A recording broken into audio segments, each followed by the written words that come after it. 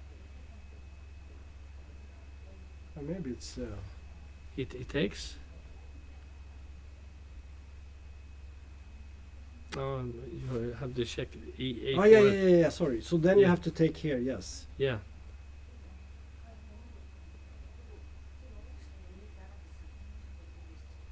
And this doesn't. Now we get this problem with the black squares because Yeah. you cannot really. If you put the knight on e7, then the bishop comes to g5 or h6. So suddenly you have to go back with the bishop again. So c5 doesn't work. But knight e7. Yeah. Bishop g5, bishop g7. Rook. I took. Yeah. He's playing it to prevent c5. Mm-hmm.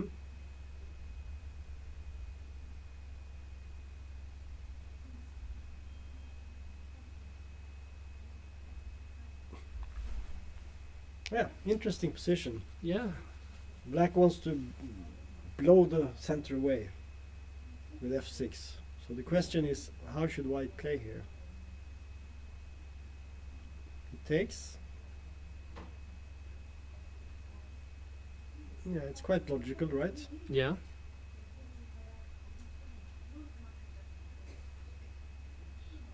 So how should black take back? Well, with the rook, obviously.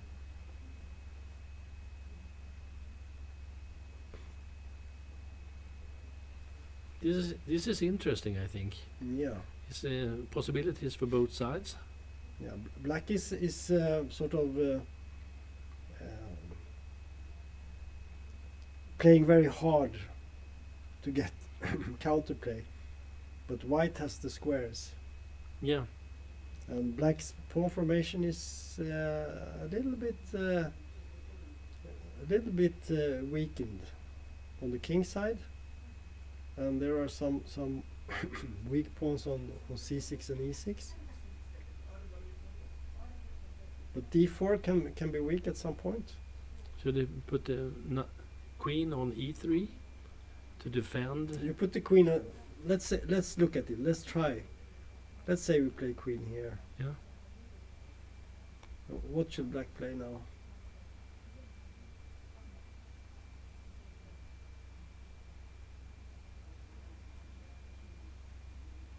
There's a problem with the e6 pawn, I think, because if you play like rook a to f8 with the idea to play rook f4, maybe white can attack e6. Could be at some point irritating. You can also defend d4 with the rook.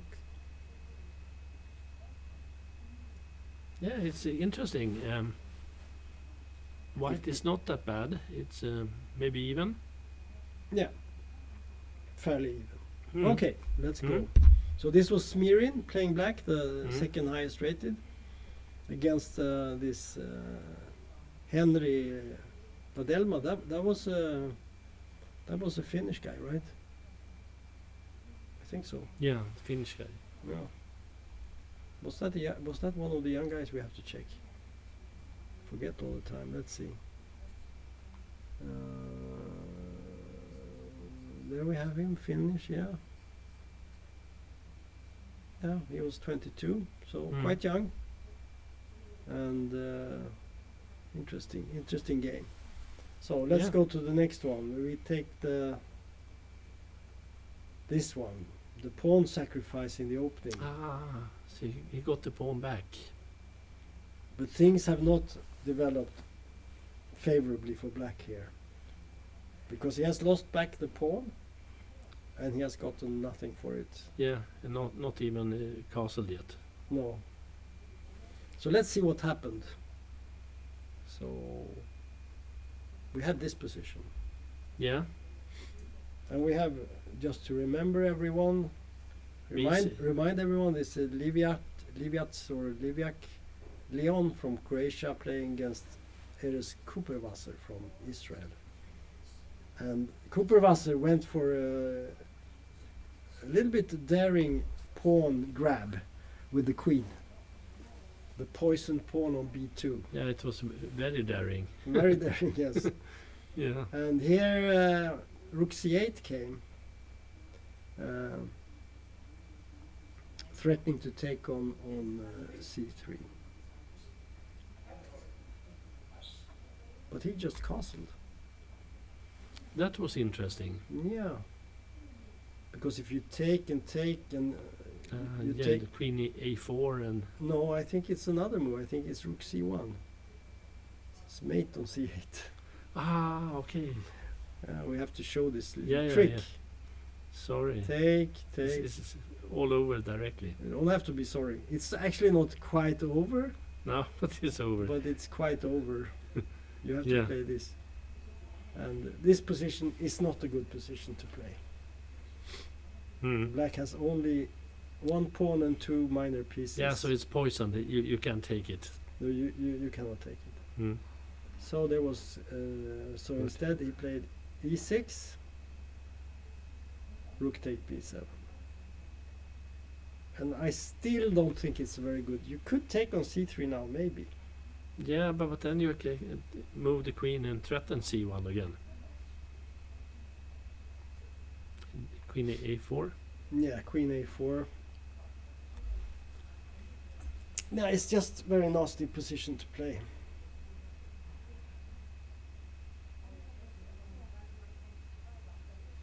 After bishop e7, I guess you can play like rook b8. b8, yes. Then you have to play bishop d8.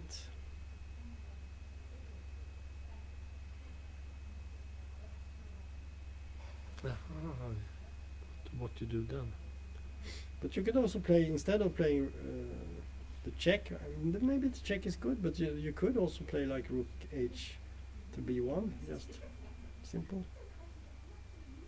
Because you cannot castle, then you take on d7, looks good. Maybe, maybe not.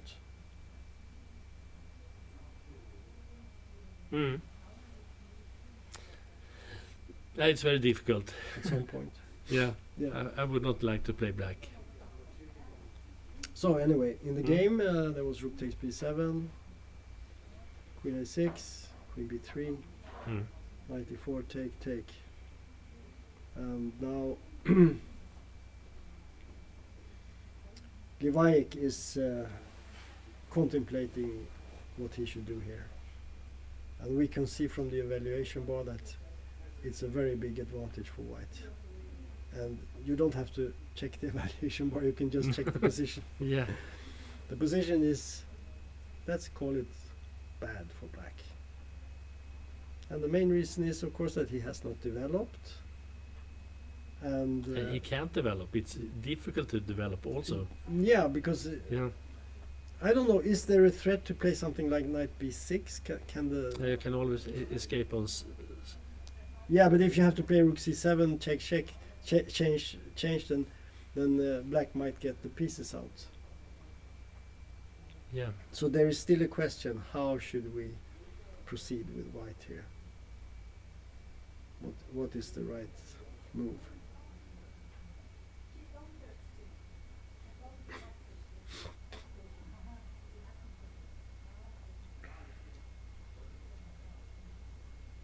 Yeah. No, it's not. Maybe b6. Knight b6. But it's white first.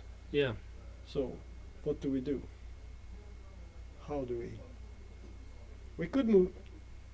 There is a threat to take the knight on e2. Queen takes. Mm-hmm. So,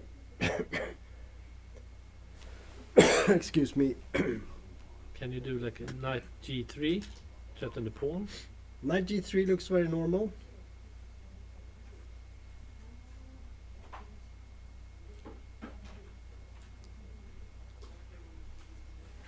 Because it's not possible to go to c3 because then Then he Black. could take it, yeah. yes, That's take it. Let's say we play this move.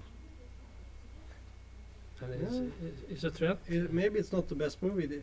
The computer does not like it so much. The evaluation bar went down. Yeah. So maybe there is something better here. I just don't see what move it is, but there could be something really strong somewhere. It looks like it could be. Aha, yeah. What about rook c1? Is that a move? Yeah, I think so, because then Then Yeah. we weaken the. Let's the say we go defense. here. Yeah. Yeah, maybe that's good. Let's say he takes it.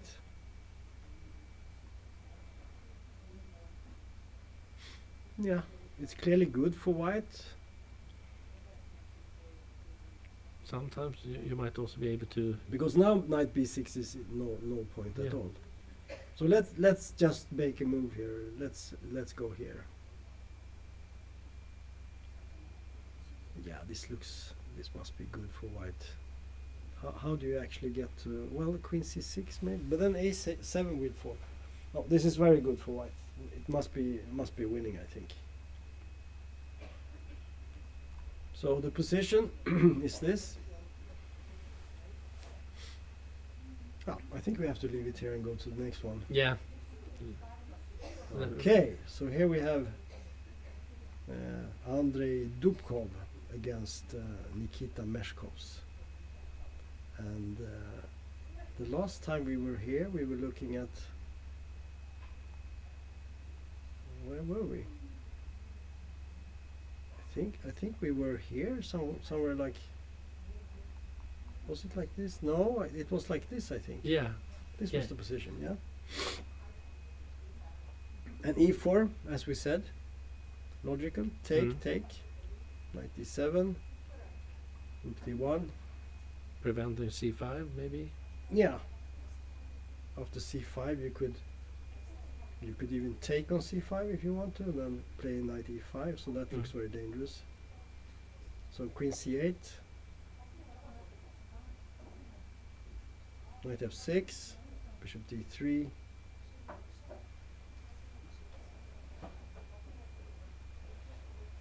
h6, passes, rook d8, d5. He played d5. Yeah.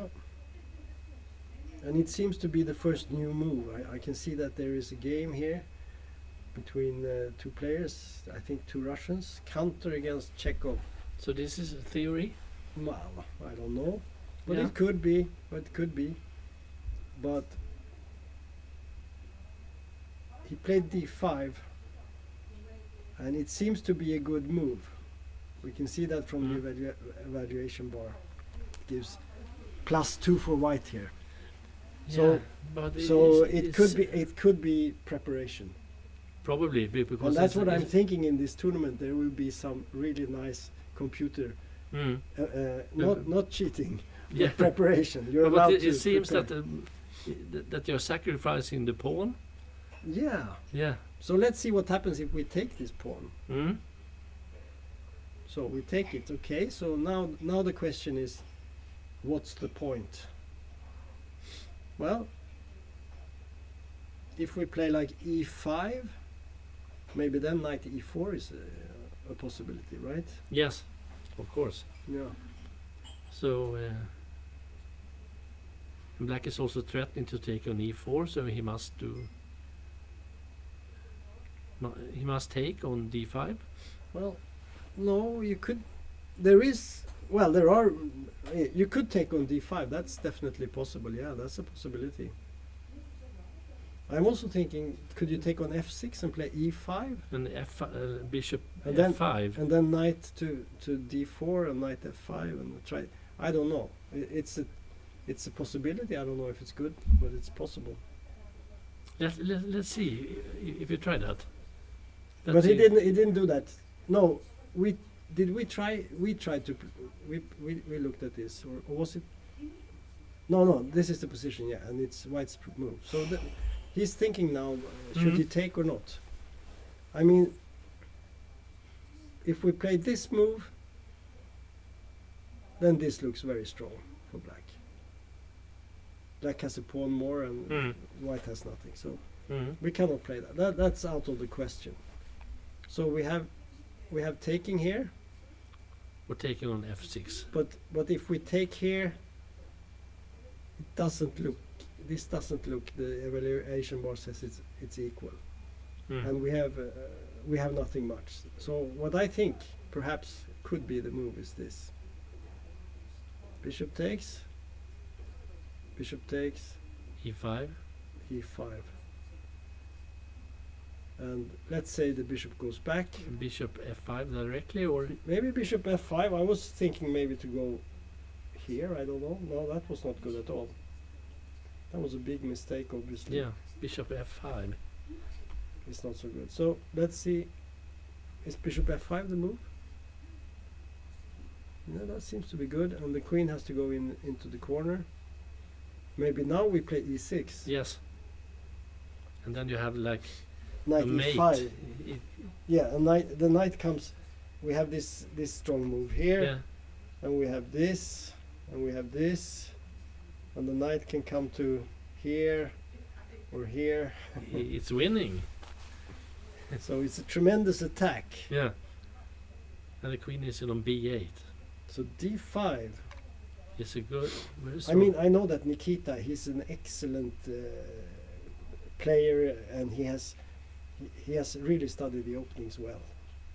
So this should be something that he has studied. Maybe d5 is something he hasn't looked at. Yeah, because yeah, Maybe.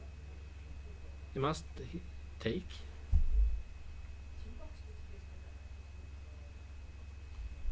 Yeah. Does he have to?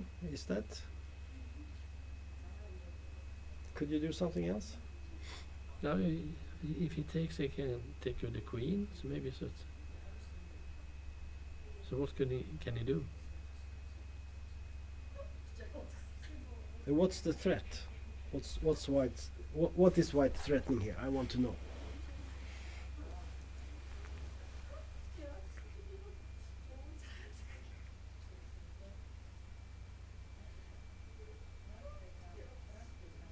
Yeah, If you that's a good question. well, It's well, a very of course you can take on e6, good. and then you can follow up with some move like knight to d4 perhaps, or maybe e5 could be irritating, and then maybe bishop f5 and so on. So maybe taking on e6 is actually quite irritating for black. And how should he take back with the queen? Well, if he takes with the pawn, he gets the same type of problems that we were talking about. All the weak, we have all these weak squares here. Yeah, he must take it with the queen. So after taking, probably has to take with the queen. But then we could perhaps maybe push with e5, or maybe play knight d4, go to come with the knight up here, something like that. No, it's irritating. And you have the bishops, and you have the queen and the rook, and It's very irritating. yeah. Yeah. Uh, So this is a really interesting game. So maybe we have this Preparation. It could be it looks like a preparation, and it could be a potential upset, right? Okay, so Yeah. let's go to see the American Brandon. They are very slow in this game. Nothing happens. Nothing is happening. Yeah. We saw this c6 move. Yeah. And we said that if you don't play c6, white will play b5 probably, and isolate the d5 pawn. To avoid that, you play c6. Because now b5, you go c5. That's the point. So you don't really want maybe to have the pawn here forever. You just want to prevent this b5 from being irritating. So knight e2, rook e8, castles. Now knight b to d7. Yeah. Yeah, it's not so much to say. Nothing much has happened. Let's move on. This is nothing happens in this game. This is sort of standard. Okay, so here we have our own Eric Blomqvist playing black against the Indian international master Esha, or Isha maybe, Karavad or Karavade. So let's see what happened here. Let's go back. I remember that b3 was played, right? Yes. And there was an exchange. I think we saw something like this. Mm. And then was bishop e7, bishop e2, castles, a4. It has pros and cons. Mm. You prevent the b5 move, but you give the b4 square. Yeah. So not everything is good, but it's a natural move to keep the bishop. You could say it's an aggressive move. But if it backfires, you will have problem in the ending with the b4 square. Okay, so bishop d7. Just to prepare for 92. c6. Yeah. Knight c6. Well, let's see. Knight c6. Knight f3. Queen a5.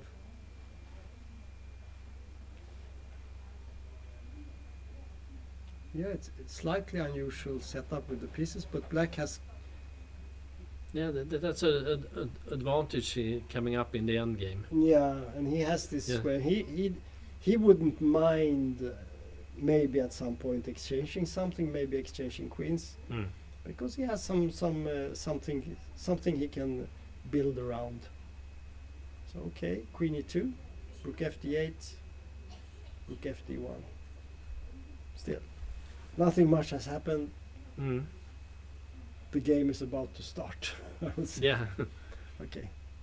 So we go to the next game. Oh, these guys are also quite slow. Yeah, not much. We saw this interesting exchange with the bishop against knight. So we had this position, and we said that probably in this position, black is looking for a way to make a draw, because with the white bishop pair in an open position, it's extremely difficult for black to create anything. So h6, bishop h4, rook e8, castles, bishop f5, bishop f3. Now he must do something, black. Yeah. There's a threat now on the d5. Yes.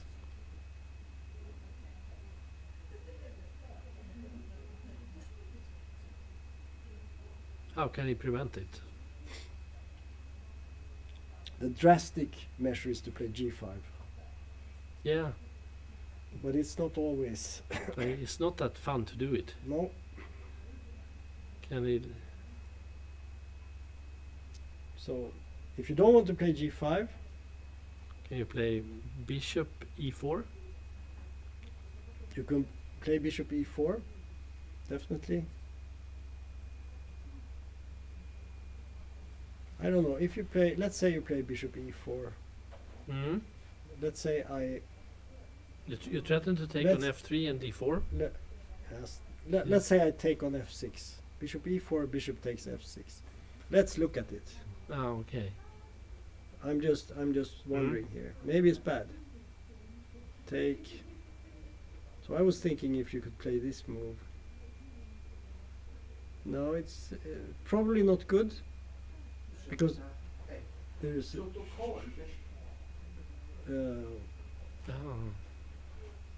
But, yeah, you can do it. You can change everything. Yeah, but you take here. Yeah. Take, d4. and you could probably just take like this, Mm. And then black is good. and you play, and suddenly it's good. Mm. Black is better.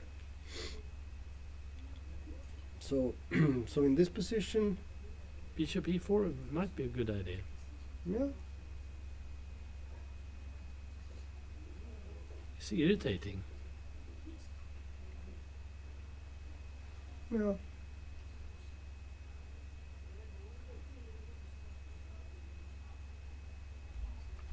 So what do we do?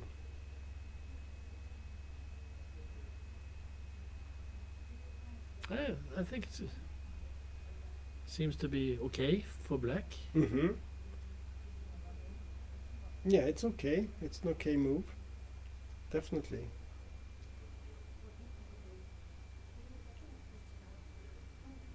Or should he take? Take with the bishop on e4? Pawn takes. You want to go d5? Yeah. Yeah. That's not so bad. Because it's a little bit tricky. Where do you go with it? Because if you play knight e5, then e4 falls, right? Mm. So you have to go back. You don't want to go to a5, I think. Yeah. So maybe it's not a good idea. Now, white is much better. Yeah, probably, So, because you yeah. have queen d4 and then Yeah. the rooks comes and Yeah. So and then that's- you yeah, take e4 later so on. maybe maybe bishop e4 is a little bit. Mm. So the question is, should you play this? And then that is the only way maybe to do.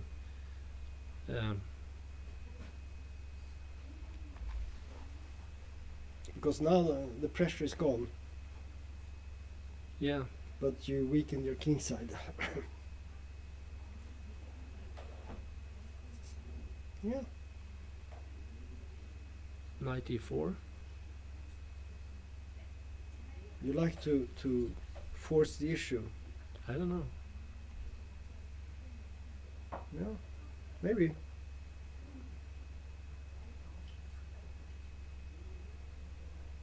Again, it might be possible to take. It's the same idea. I don't know. Maybe. Yeah, this is playable. This is playable. Oh, this is an interesting position. Mm. And black needs to find a good move here.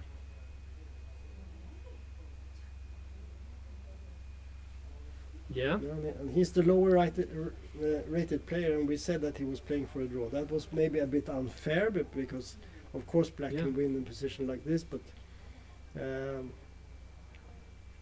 the pair of bishops is quite an advantage in this position for sure.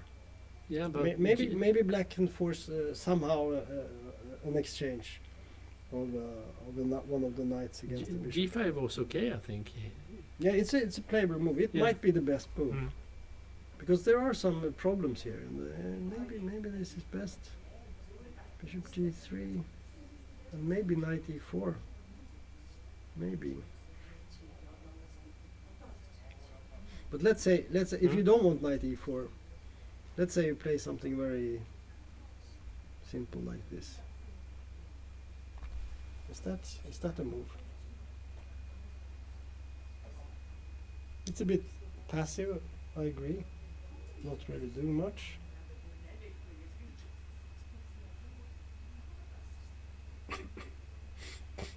But not bad. Maybe white can just play something like this. Nah, maybe not. I don't know. Because if you play something like this, maybe I Just don't take know. on d5. I can take this. Yeah, you take that. Or is it clear? Yeah, probably. Yeah. This type of position is very tricky to play. It's very tactical, Mm-hmm. so you really have to think. Yeah, so let's find jump. the... Mhm. So let's go here. So let's see where we started here this. it happened. Yeah, we had this position, Mhm. and the last move was knight e5, Mhm. played by the Norwegian grandmaster Frode Urkedal. Strong player, Yes. and he plays against the Swedish Leo Krevatin. Yeah, and we said that this was better for black, or at least more promising, and Krevatin played this move, so he's ready to give back the bishop pair, and I think that's a good way to play, because in such a locked position, it doesn't matter if you have a knight or bishop. So e takes, take,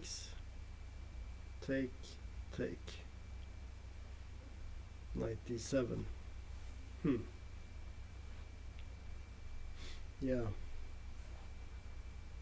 Bishop f4, queen f6, queen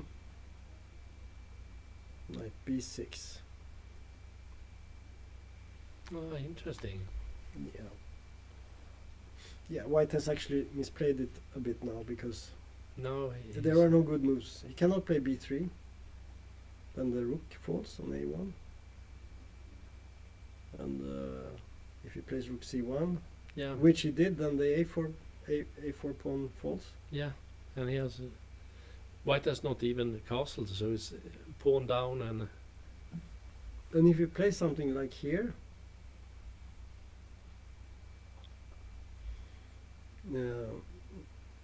then something terrible happens, I guess. bishop f5. Is it bishop f5 maybe? Yeah, no, this is not nice. Yeah, and then there will come a rook to the e file, and the Mm. whole thing is going to collapse. So, unfortunately, he had to give a pawn. Mm.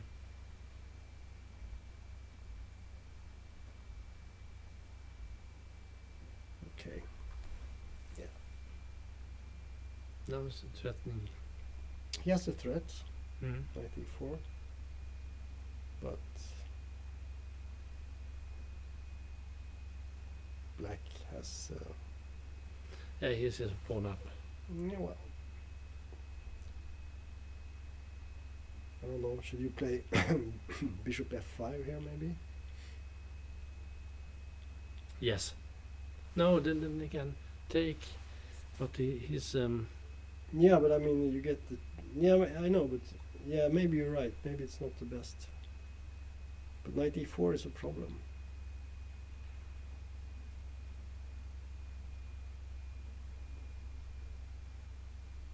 But can you temporarily put the knight on c8, bishop d7 and c8, and then move away?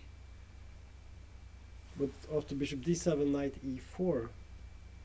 Ah, it's not time. Sorry. What can I do?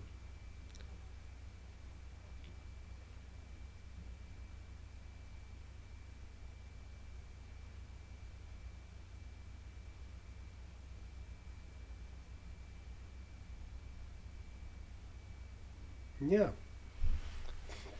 What happens if we do bishop f5 anyhow?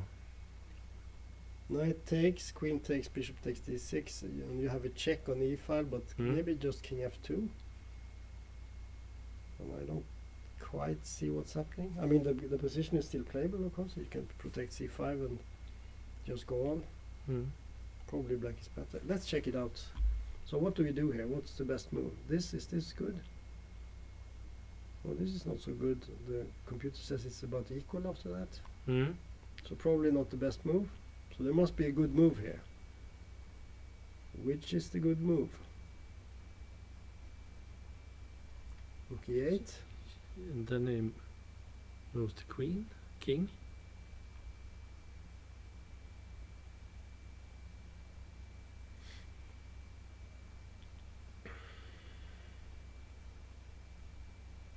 Yeah, what do we do here? Or can he?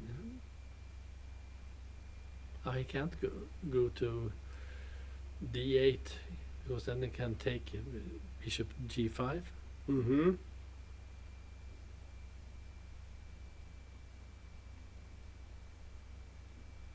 Ah, he can sacrifice now on e4, g4.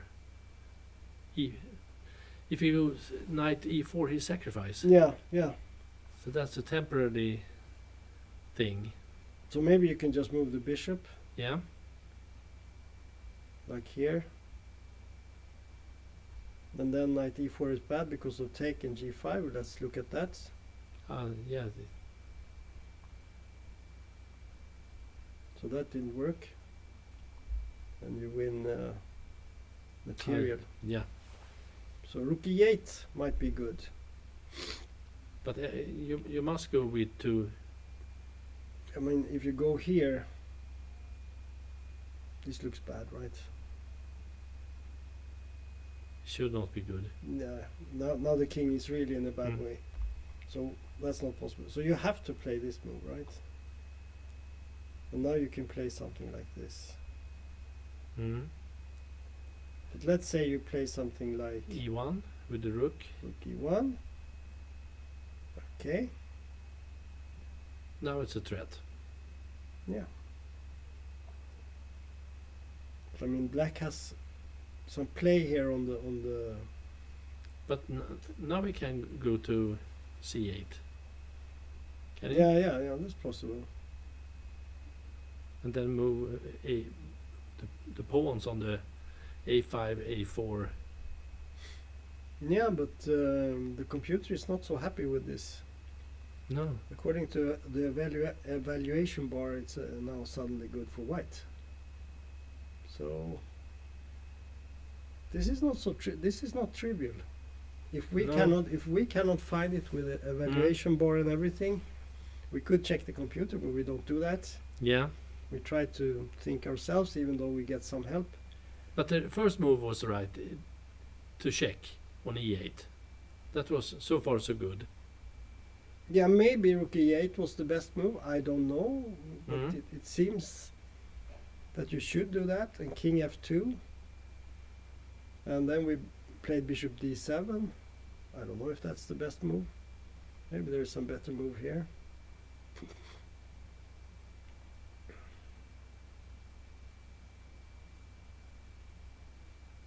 It's a tricky position. Or maybe we can play knight d7 and come to e5 with the knight. Is that the plan? Yeah, that's the plan. No, that's not the plan. Not according to the computer, at least. No. I think you can just play rook e1, and we have the same problem that black isn't going anywhere.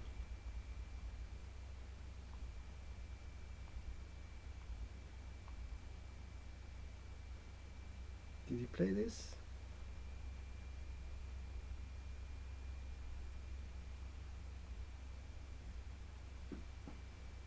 Had he played anything? It seems like he played bishop f5.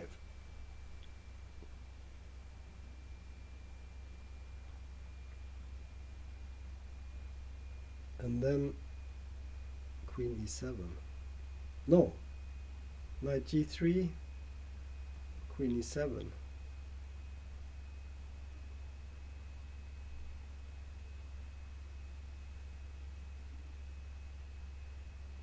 I wonder if that is actually true. Well, what do you think about that? No, I can't see anything. You mean he wants to do f5? Yeah, maybe.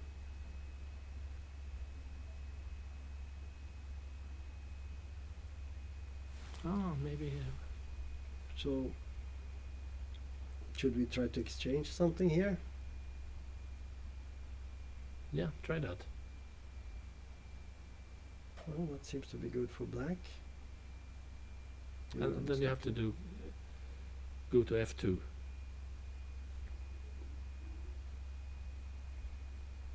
Yes. And then he wants to play this move. But now, probably we can go some more like this. And white gets a good game Yeah. here. So this is tricky. Yeah, it's tricky. I think Yeah. the knight on b6 is not so good, and the bishop is in the way Yeah. for the rooks. And of course, if black gets 3 or 4 moves here, Yeah, but it doesn't. suddenly it starts happening. So we'll have to just see what happens here. It's Yeah. not so easy.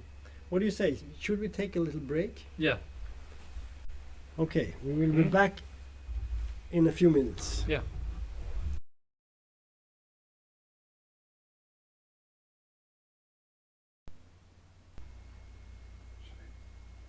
Okay, welcome back to the 50th Rilton Cup, the webcast. And we're now going to continue with our games and see what's happened since we took the break. And we start with board number 1. What do you say, Tony? I think this is a really fascinating game, Yeah, and it's we're gonna see what happened now, because it became like a strong attack all of a sudden. yeah. Yeah, So white goes for this, maybe not the most usual way to play against the Benko, that you just push through e5 and basically you say that, well, I play for my attack and I'm not going to waste a lot of time on the queen side. So rook b8 and e5. I think we saw this, right? yeah, And the question was, how should black act in this situation? This is not an unknown position. It's very logical. It's been played before. And I think the most common move is to take somehow on e5. But in this game, black chose to retreat. yeah. Yeah. And now guess what happened? Yeah. Yeah. I think what he plays now is very instructive. I mean, it would be very normal, to play, to take, for instance, on d6. But I think if you take, black would just take with the pawn, right? And black has still a very solid position. Yeah, But now comes the sort of the trick here, which is this move. yeah, Because now black will be left with a weak pawn here, and suddenly these two pawns becomes weak when this guy here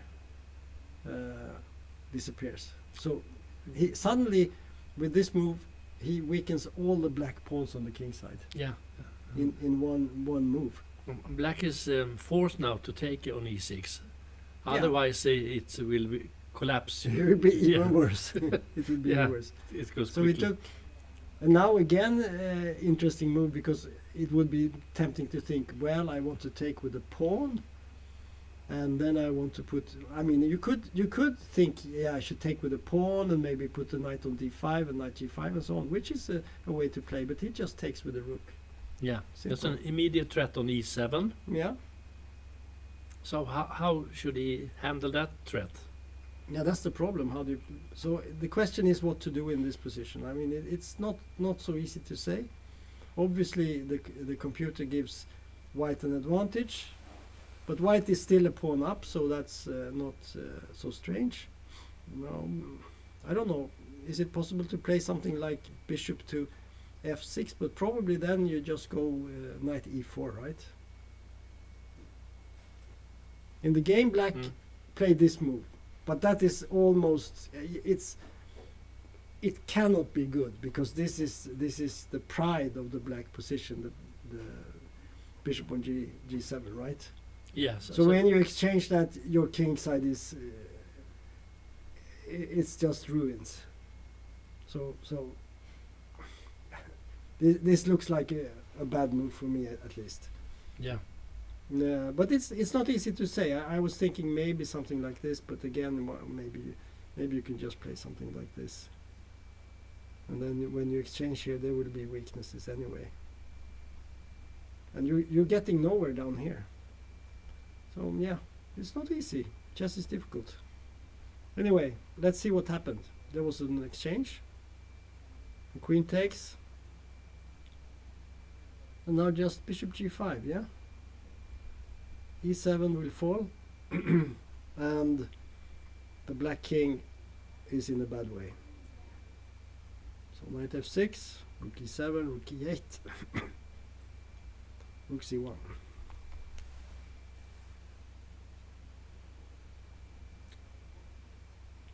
Yeah.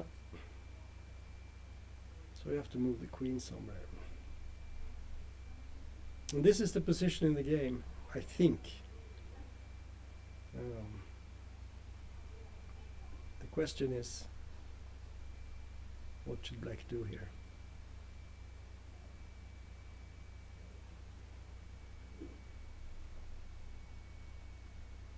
Well, let's try something. What happens if you play, say, what is a good move here? Queen a5 or queen b4? b4 maybe.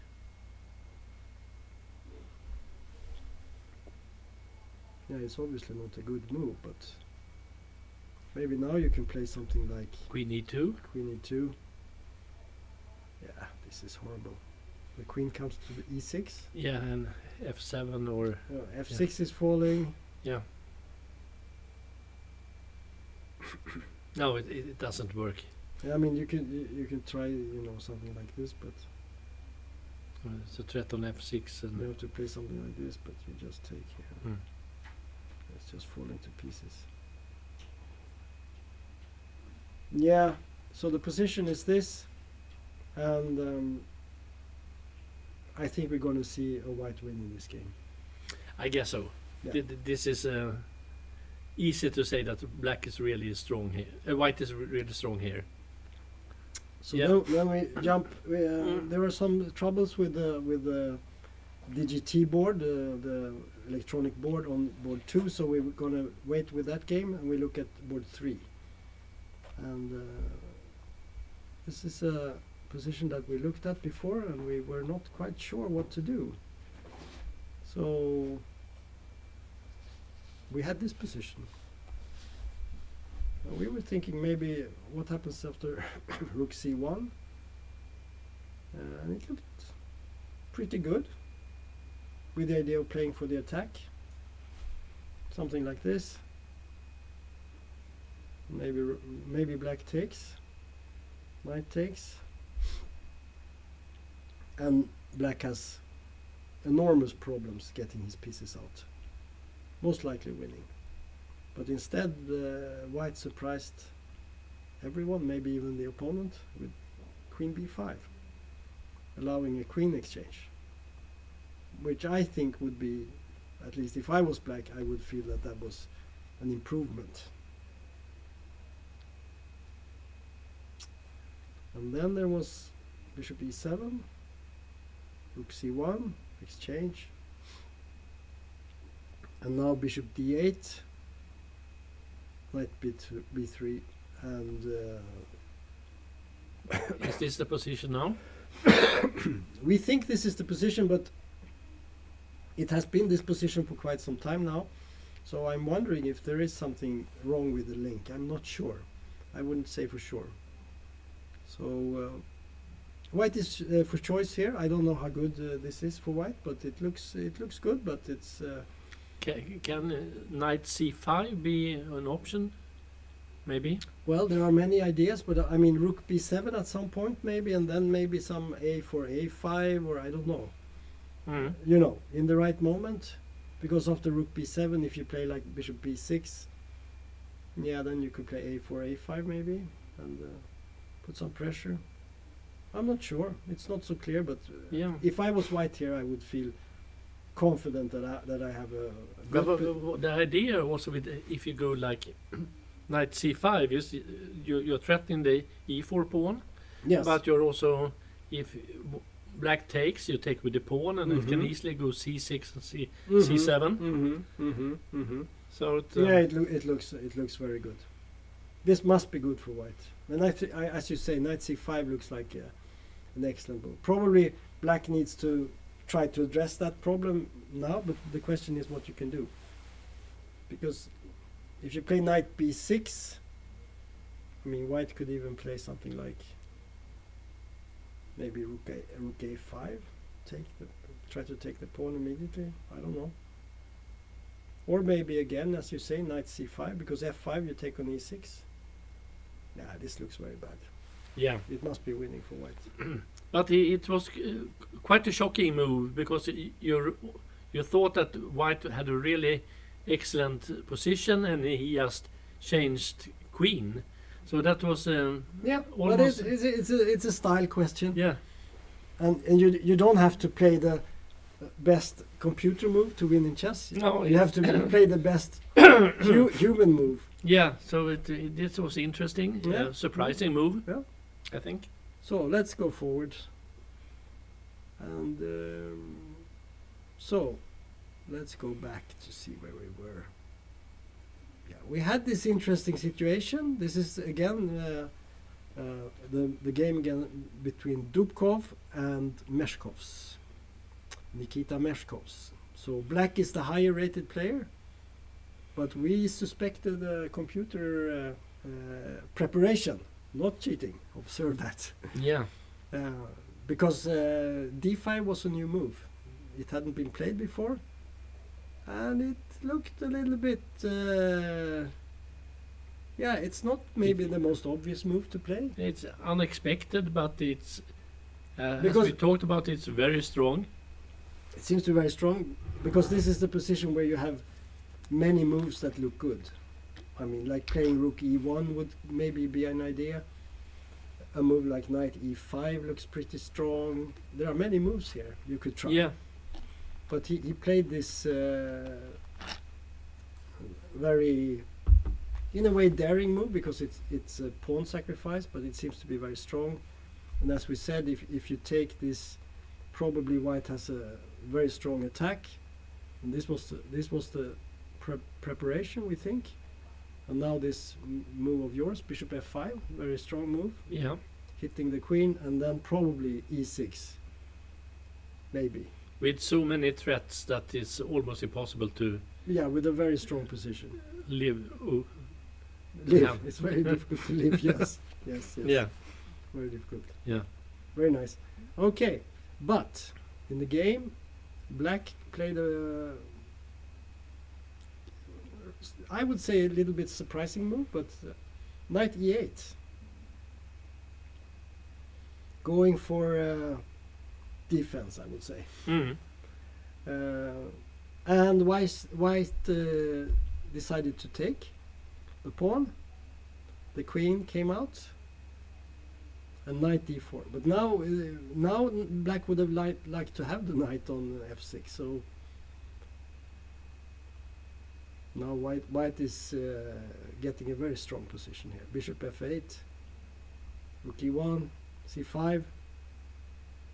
And now comes a type of move I like very much to do myself. Rook e3. Ah, yeah. That's what they call a rover in the United States. Rook up and over. Aha, okay. Rook up and over, the rover. It's when you can do that, that's very good. I think that's one of the advantages of having a pawn like this on e4. You can come with a rook behind, and you can go over and create enormous threats against the opponent's king. So This is difficult. this is difficult, and now, Yeah. so I must say that this Andrei Dubkov has played this game in a masterful way. Yeah. But he has no titles. He's not an untitled player, and he plays one of the. Maybe he's not untitled. Now I may be wrong. We have to go back and check. Was he an IM maybe or no? We have to check. We have to check. So where do we have this guy now? Let's see. There we have. 70. He's a FIDE master. Yeah. Yeah, he was born in 1984, so he was not one of the young kids, even though he is a young man. But he is. It's a good game. It's a very interesting game. It's an interesting game, and Yeah. to me, it seems like this is the result of some sort of preparation. I'm not, but because he seems to have such good knowledge of the position. So, anyway, Nikita, who will for sure fight this to the bitter end, he played queen e6, so he went out of the threat. And now Dubkov played rook to e1.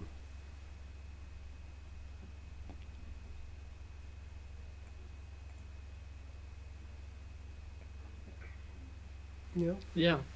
Can Nikita defend himself? Yeah, that's the question. Yeah. There's also the question, can you defend this position? Yeah. We can see that the evaluation bar gives white quite a good advantage.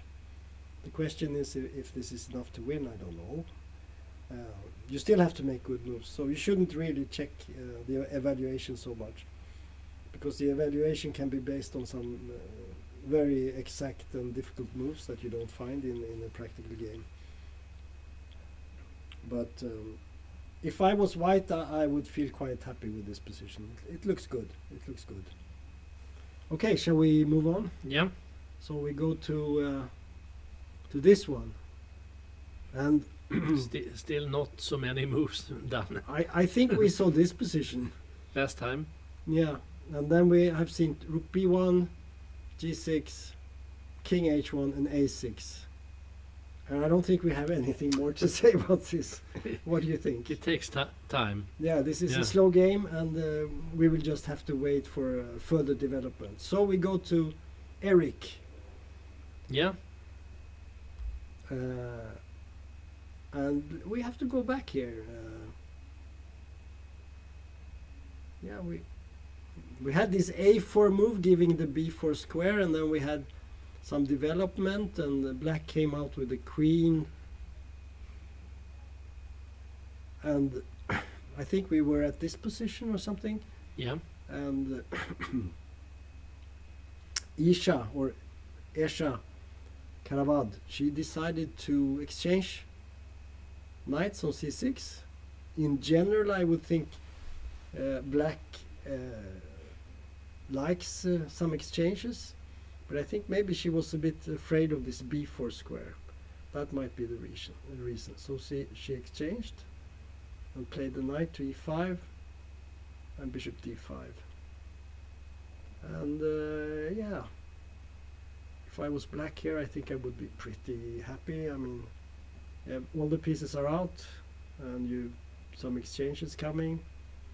And white's pawns on the queen side are slightly weakened here. I mean, these two pawns and this square are much weaker than these here right now.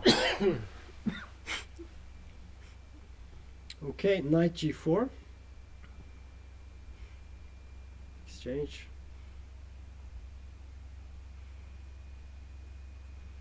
It's a lot of exchanges. Yeah. So it's Okay.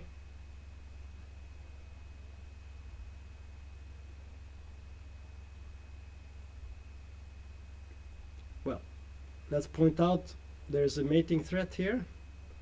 The queen threatens to go here, so you have to do something about it. And in the game, Eric chose to put the queen here. And now the queen on d4 is not the best square for the queen right now. There was a threat of mate, but apart from that, the queen is not doing so much. So now came h3 and h5. black is a little bit better. It looks Yeah. like it.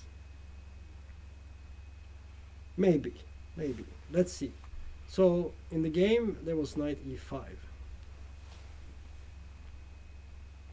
Yeah, my guess is that there is some problems on the diagonal maybe. But if we play like bishop f6, I like that move. So what can he do then? that's the question. Well, we could always play f4, I guess. Yeah, but f4 is not nice. No. Let's check it out.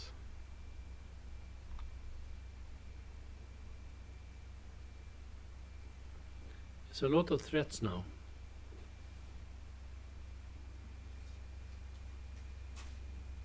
Yeah. So what do you do?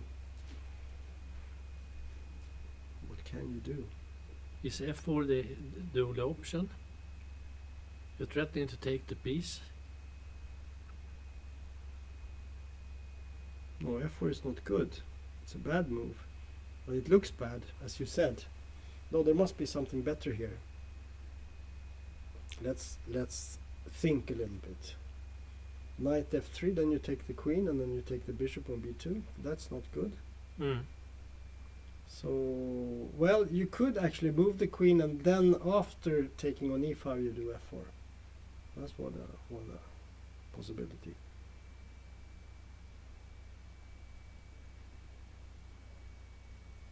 Maybe there's. But the move where? Maybe h4 is a move. You cannot take on h4 because then you take and then you lose the knight on d7. Maybe h4 is playable. Okay. But maybe then. You go h6. Well, this is also bad. Maybe queen. f5. No, you take with the queen. Yeah, doesn't work. Bad variation. It's a bit strange. What can you do?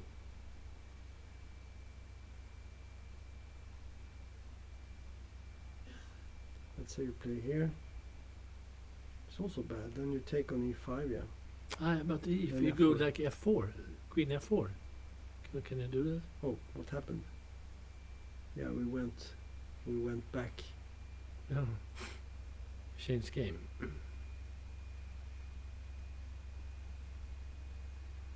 Oh, queen f4, yes. Yeah, that was what happened. Yeah. Only move. Yeah.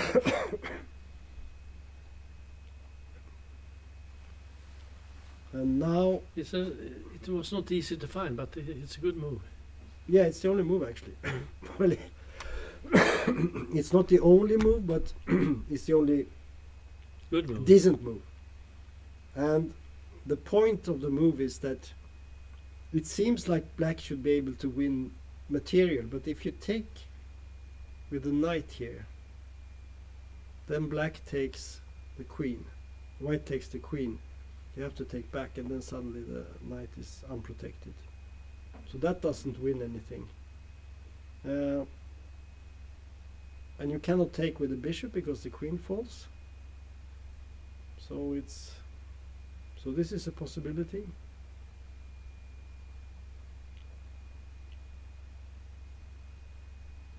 And now you can start thinking about this pawn here. If there could be some problem with knight c5 at some point. Yeah, directly. Yeah. What happens after this move? We said that these things could come back to haunt white at some point. And here we see one of the problems. Yeah. It's a force to take on d8 and then play b4.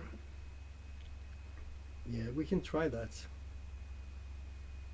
I guess rook takes Otherwise he loses a pawn. and b4. Yeah. Yeah, it's not the game is not over. The question is what we do. We don't want to take on e5, right? Taking on e5. Rook d2, is that possible? Or is it? Rook d2 is an interesting idea. Yeah. Let's have a look. Yeah. This is awkward. Was it bad? No, it's awkward for white. Yeah. It's better for black. Knight c4, then you can take with the rook on b2. I guess. Yeah. Yeah. So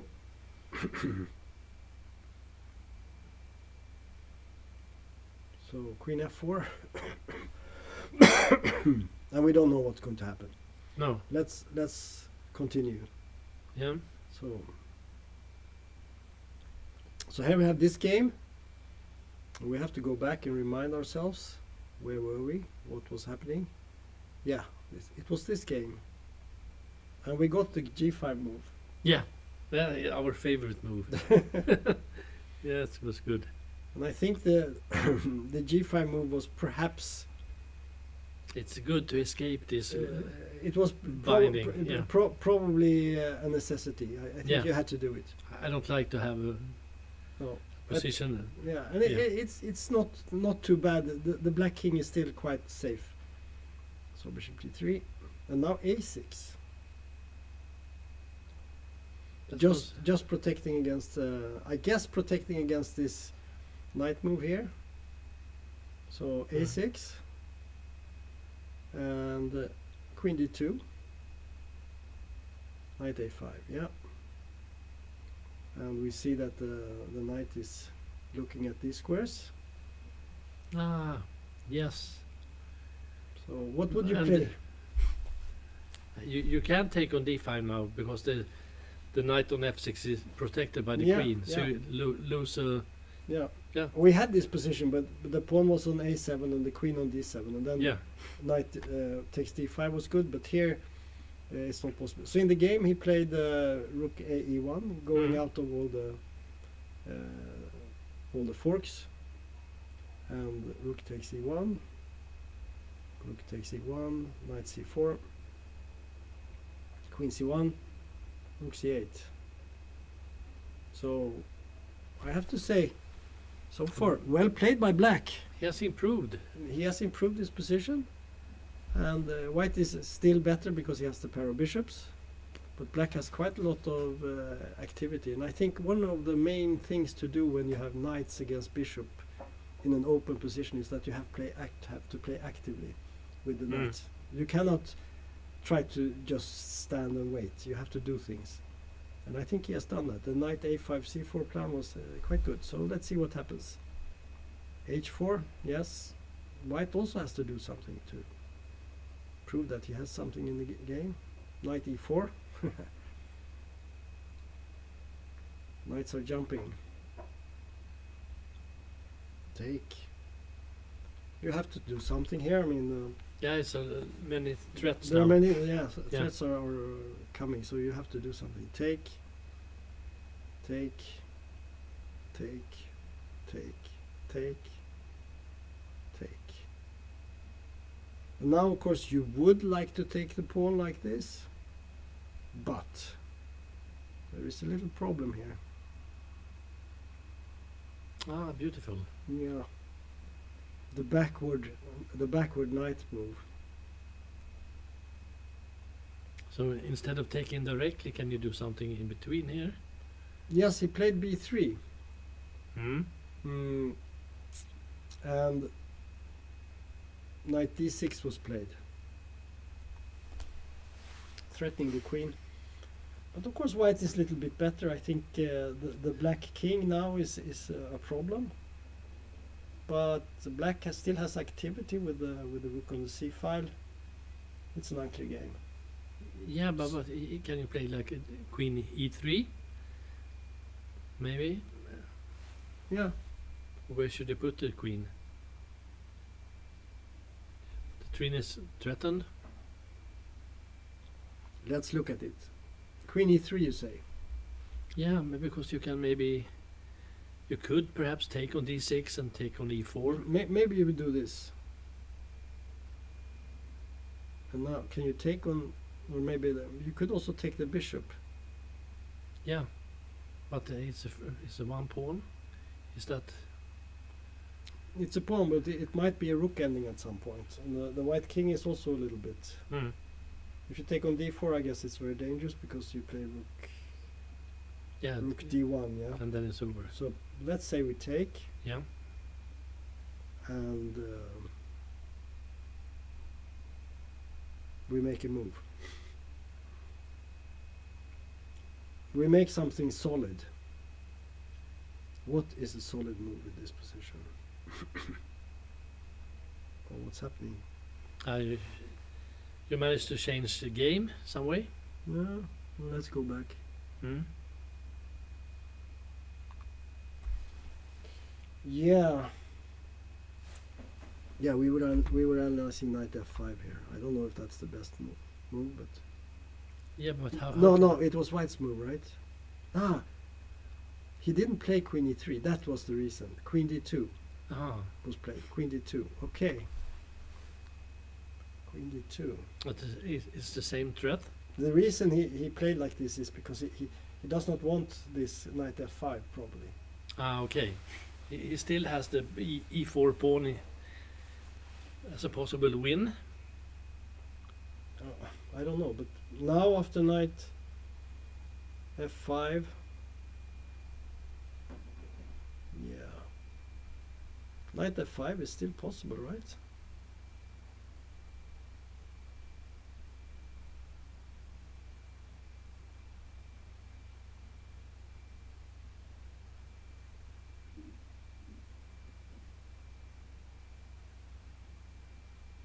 Yeah. And then he must take. White is better, but Yeah. it's not.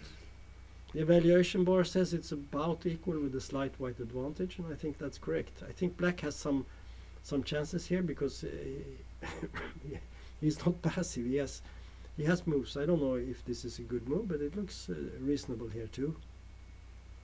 Because if you play like here, yeah, this is even bad.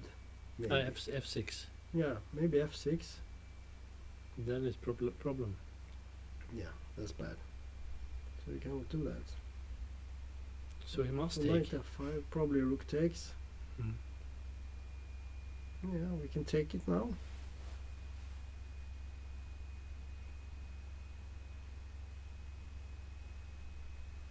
And then we make some move.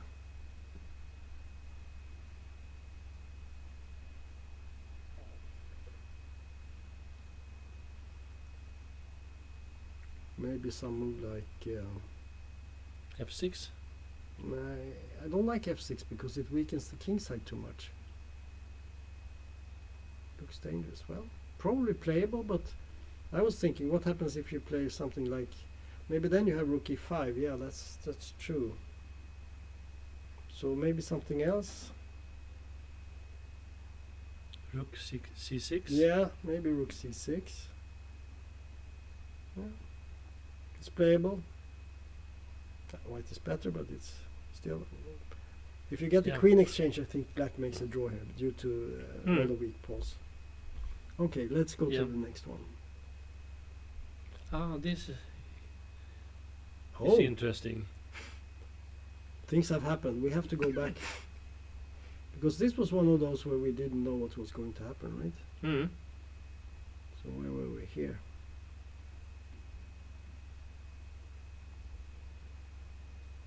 So queen e7.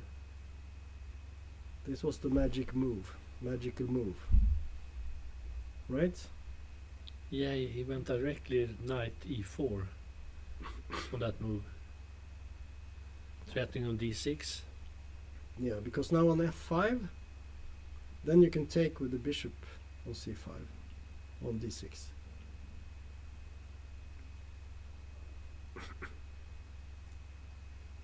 So we played rook d8.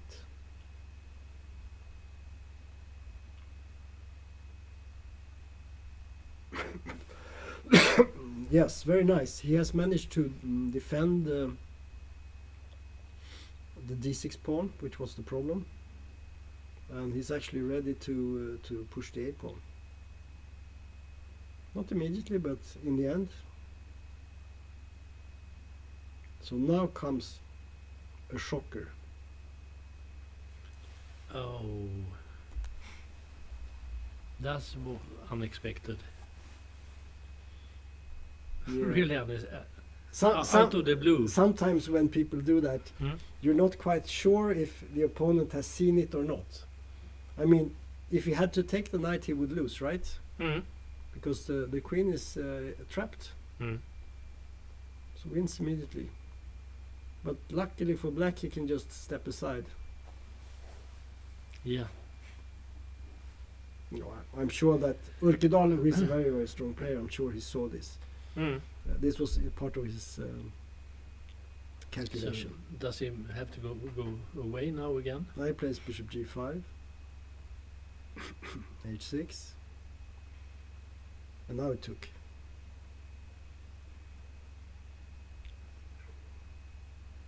So white gets a little bit of an attack, but yeah,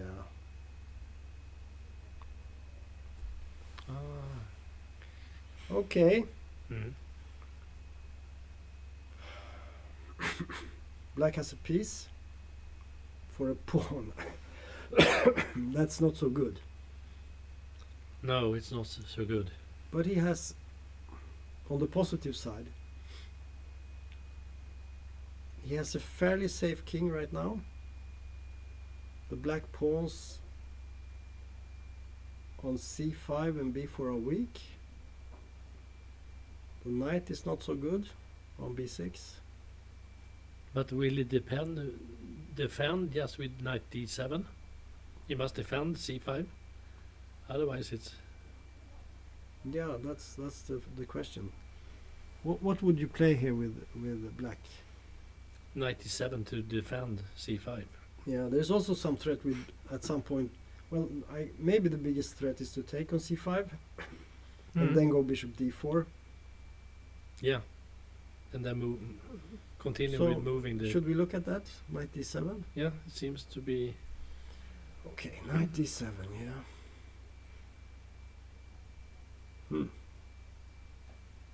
Yeah, this seems to block White's initiative.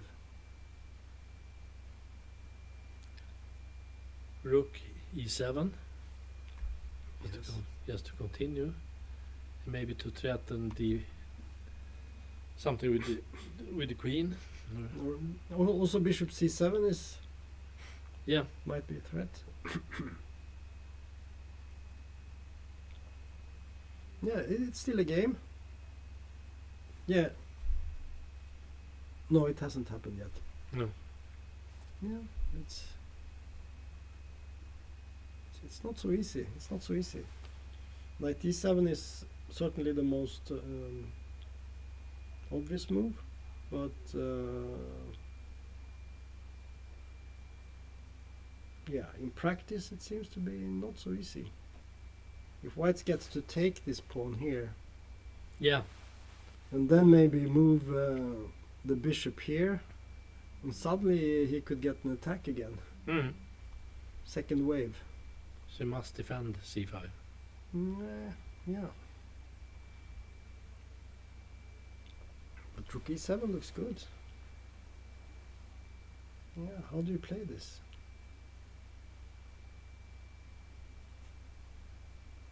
Or should you defend it in another way with rook c8? You can still play bishop c7, maybe, but maybe you can give the exchange. I don't know. But let's have a look. No, I thought instead of Here. You Yeah. mean like this? no, it does work. You can go. Then I can go here, Yeah, for instance. yeah, it doesn't work. d7, I would do.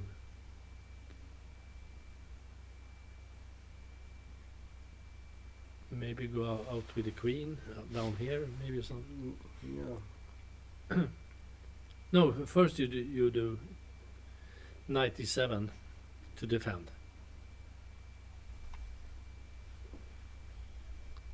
So here.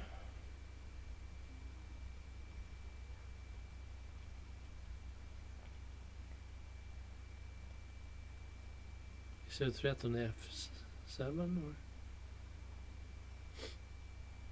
No, I guess there is a threat of going to Yeah. c7 with the bishop.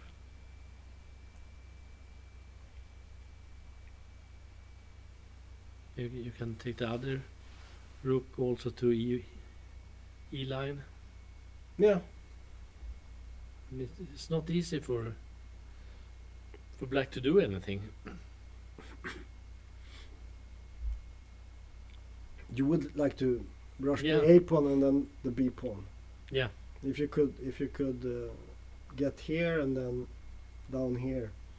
Yeah. Then everything looks much better. yeah. But it So takes like what is the 5 moves. But what is the immediate threat now for white? Here. Yeah, if you do you go. Can you do a5 now?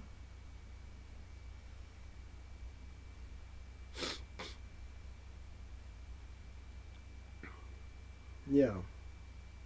And you just don't. After that, you just go forward, or what?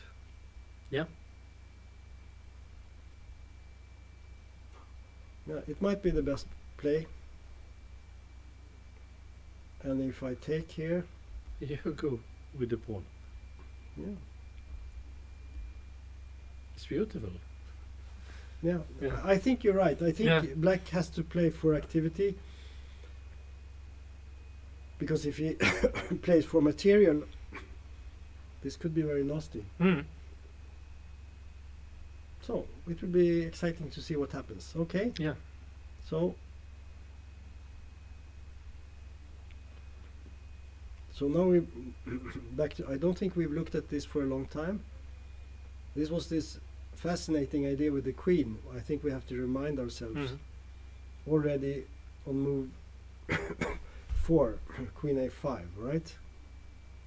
This And tricky move. Yeah, B5 and And everything. the big trick was that after A5, A4, B5 was strong. And you have one pin here and one pin here. So white cannot take on B5. That's the point. So bishop D2, B5, A3, and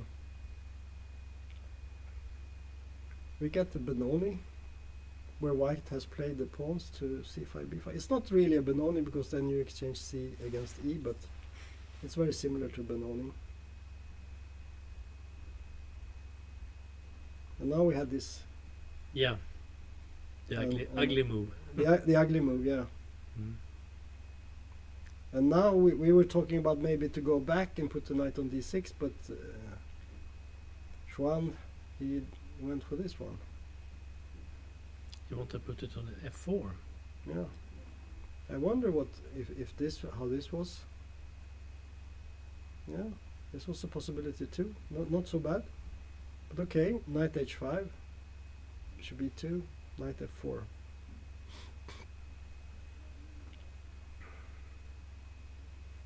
Yeah. Sometimes white can also do pawn D6. You know, and go to E5, yeah. D5 with the knight. Yeah, but not exactly now when it's Mhm, on mhm. F4, but it's... Bishop G4. Mm.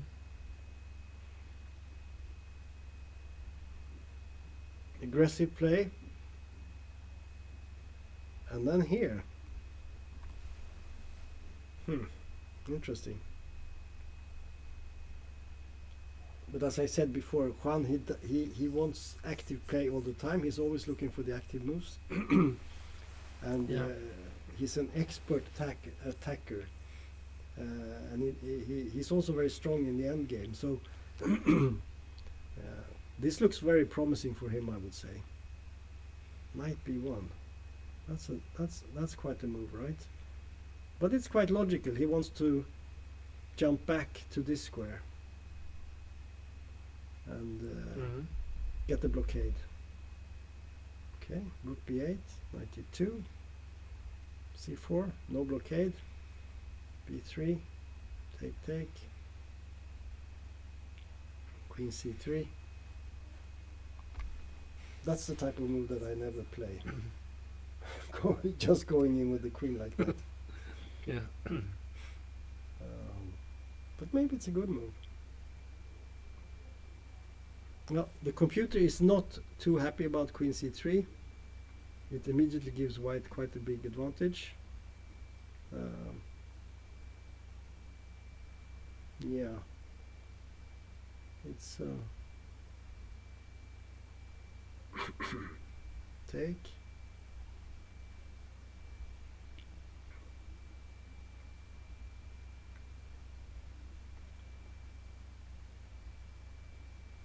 Now it seems to be problematic. Yeah, the computer says that this is very good for white, next to winning.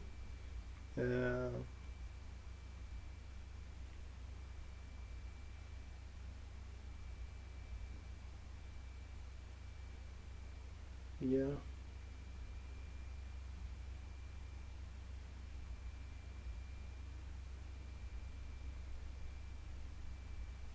G3. Yeah.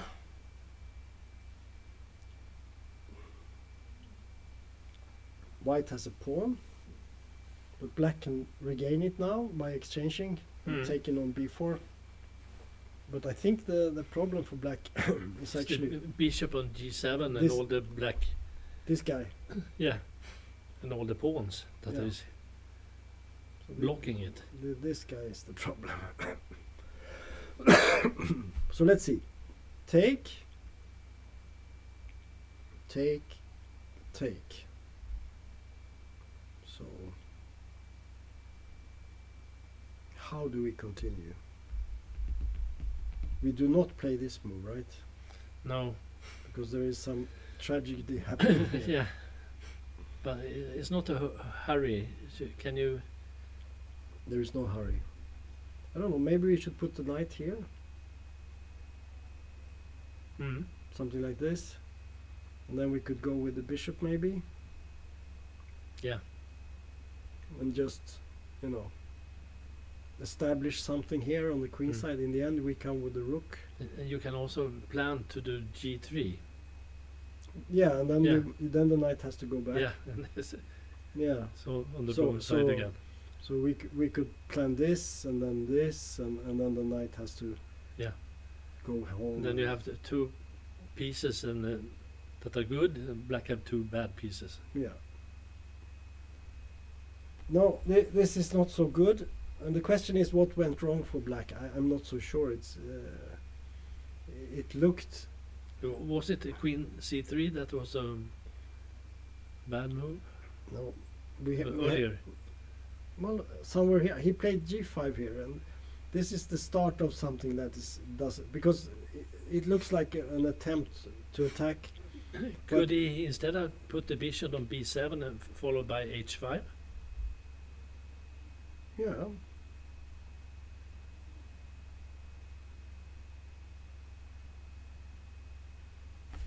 I don't know. Does he want to keep the the bishop on C8? Then you first go away on B7 and then you do H5. Yeah. You can stop that and then you go back. So you would like this move? Yeah. Yeah.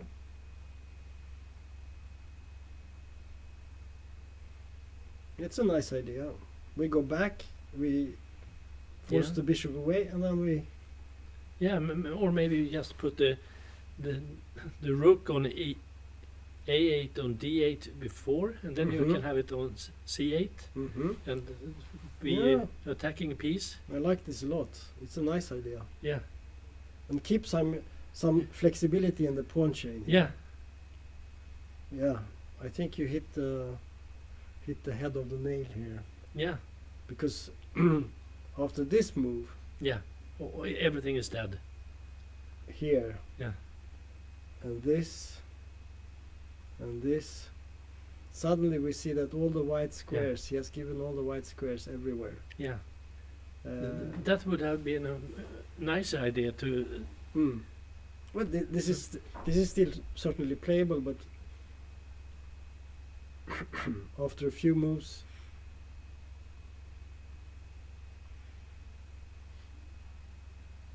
and then this queen move. I think the queen move, as we said earlier, it doesn't accomplish much because the queen is not so strong here. That's the problem.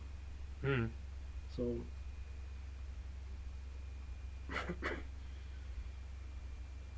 yeah, and then we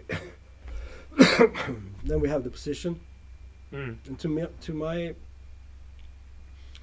I don't like the black position. no. You know, black has sort of used all the moves that he could make with the pieces that were well placed, and he's left with the badly placed bishop here. Yeah. So that's a problem. But the game is not over, and I know that Juan is an expert in turning around things like this. This is definitely not lost for him. I think he has still chances. So let's see. This is a game we haven't looked at. This was the Sicilian, you remember, Yes. and we thought it was kind of equal. Let's go back and remind ourselves. what was happening in this game. Oh, what's happening here? What happened? Yeah, so. Okay. So we had this knight maneuver. Interesting maneuver. Yes, it's a well-known maneuver. You move the rook from f1 and then you retreat, and you do this very cumbersome maneuver with the knight, but you get to a very good square in the end. Okay, so bishop e7 and then knight came, takes a4, h5. So here we see Tiger's counterplay. He's a very dynamic player, and he always has ideas. He's very well prepared usually in the opening, and he has lots of ideas and lots of unusual ideas. Yes, unusual ideas, and he never just makes a move like that, you know. Like, well, he could play castling of course, but he this is typical for him, I would say, you know. Use the rook on h8 instead of just castling. Would you like to follow up with think g6? Or? I think if black castles here, Mhm. it's nothing wrong with it, but you don't have so much potential here. So he plays h5 and tries to get an attack. c4, h4. Oh, very good. And knight h5. You see? yeah. He's Yeah, I like that. Knight f4. Yeah. Seems to be so easy when you see it. Yeah. It's typically an idea when you see it afterward. Well, why didn't I think about that? But in the game, you just castle because you always castle. It just out of habit. You don't think it's. You say, well, which move should I make? Castling. It's the obvious move. It's sort of lacking.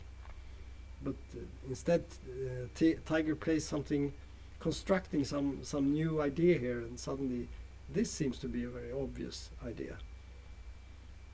But White has a decent counter here with this. Because I think if he plays something else here, Black might organize an attack here with rook, and we can get one of these attack, and the queen comes down here. Yes, so is the one chance now to do exchange queens? Yeah. Rook h5, and suddenly we're in a ending. And of course now the attacking chances are not so great for Black. It's not easy to attack in this position. He could go with g5 and so on, but this knight is very, very good at controlling squares here, so it's not so easy. Okay, king f1, e4, excellent. Bishop e2, g6, bishop d4, f5, a5, knight d3, rook a2, bishop g5, knight c2, bishop f4, knight e1, knight e5. Yeah, the evaluation bar says it's equal. Oh, rook a4. Is the aim to go to b4? Yeah.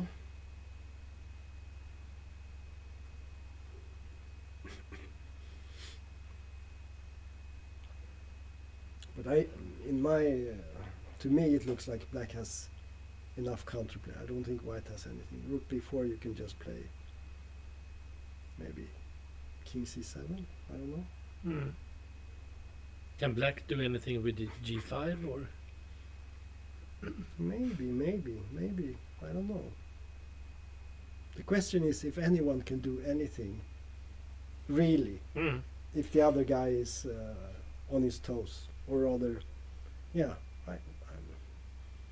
it's sort of balanced. White has some chances on the queen side, Black some on the king side. I don't know. It's unclear for me. Yeah. Yeah, let's move on to see another game.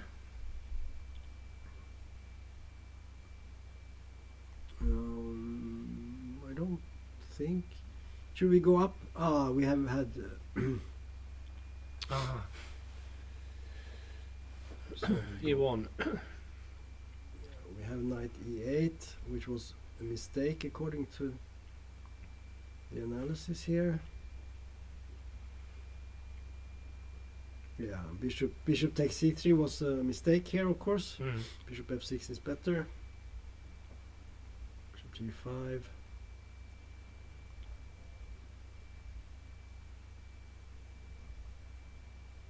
Yeah, queen e1. As we said, this is winning. Queen b2. Mate. Yeah, what can you do? Nothing is possible. He played this one, hoping for queen takes d7, because then it's mate in 2 moves. But no such luck. Sasikirian took on e4 and black resigned. Yeah. That was a model game. Yeah, I like that game a lot. Yeah. We have another number 3 here. Yeah. Yeah, this was the game where there was this surprising queen exchange. Yeah.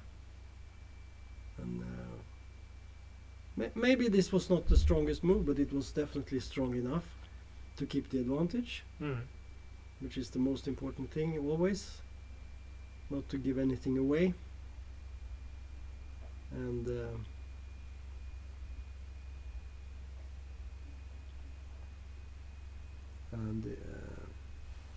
here black played what I would say a move that doesn't mean so much. Rook g8. That was a... Is he planning g5 or... Yeah. I don't know the point. I don't see any point. Maybe there is a point. Probably he has an idea. But I just don't believe it that much. Rook b7, of course. g5. Bishop d6. a6. Knight c5. Everything is coming. Knight b6 and the e4 we said before, e4 pawn, yeah. f5, knight c5, knight c4, bishop c7, yeah. And it's all crumbling. Did he give up her? Yeah, he black gave up. Yeah. Maybe the idea was somehow to play something like this, but of course it doesn't help. Because this one comes and yeah, it's all over. Okay, so let's see. Okay. This position, this game we haven't seen. This is the game between the young Finn, Ladelma Henry, and then we have Ilyas Mirin from Israel on. So let's just remind ourselves. This was a slightly unusual opening. And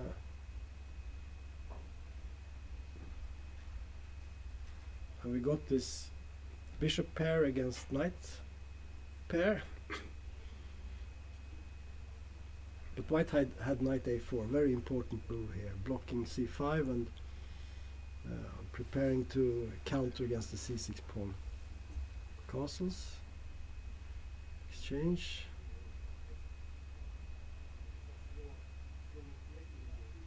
Yeah.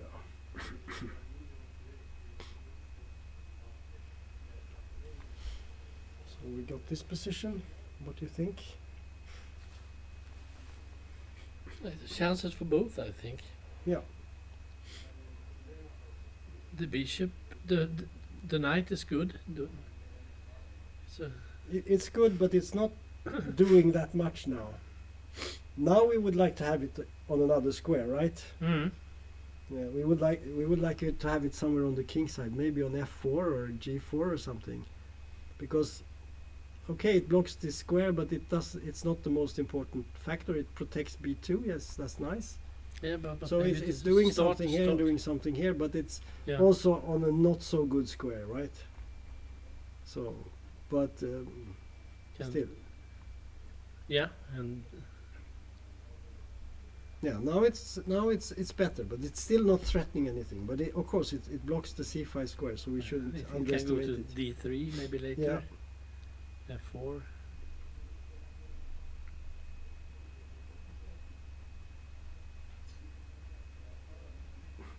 Okay. So white has managed to, no, black has managed to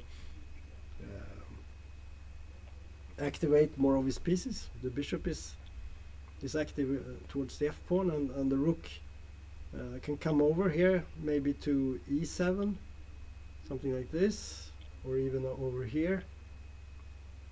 And if black manages to get all his pieces active here on the king side, then he could actually get some play. But it's not so easy. Let's see what happened. Queen d4, rook e7, rook e1, rook f2. Yeah.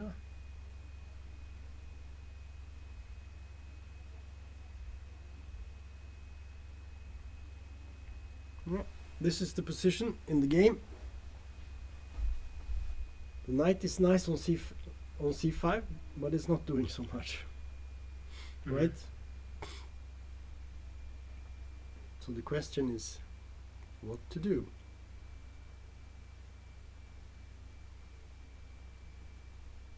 You are almost threatening to play this move, because after take you take the rook with check, and then the queen with the bishop. Mm. But I think knight d3 would protect. But then you could play maybe queen d4 or something, and you have some maybe some slight pressure, I don't know. So the question is, what should white play here? What should he play?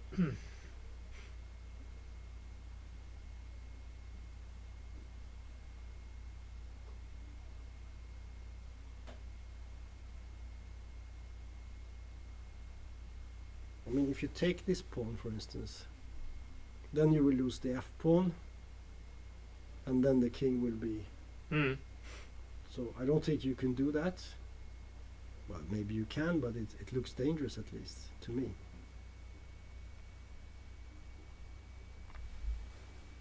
So what do we do here?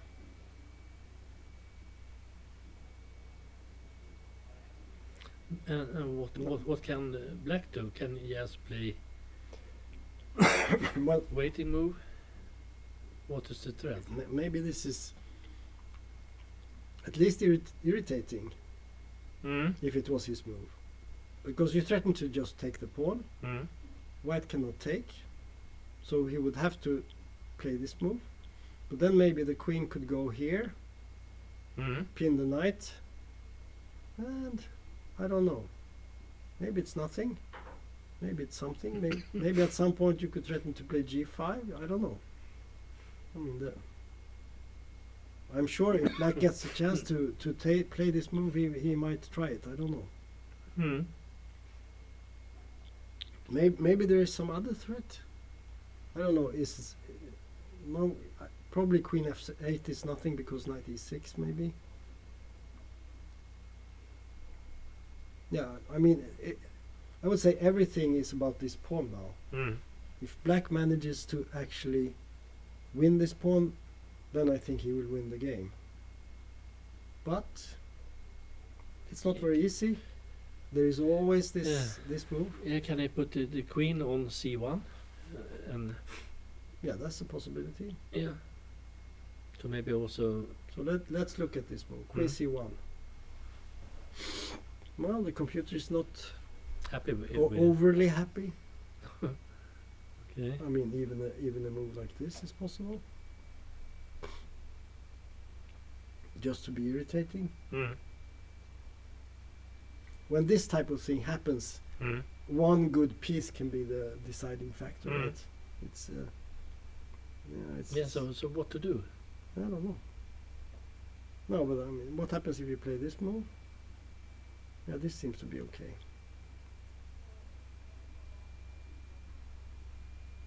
Queen e4. Mm. Is that?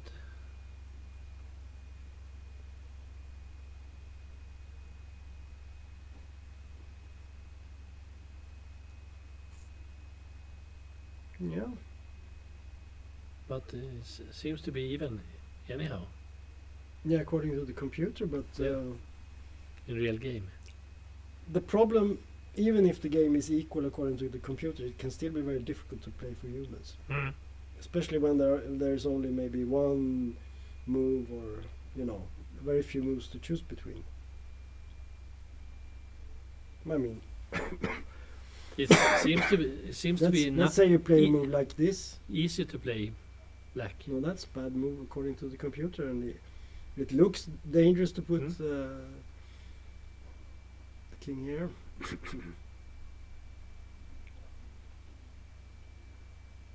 Yeah. Seems to be black is better, easier to play. Yeah.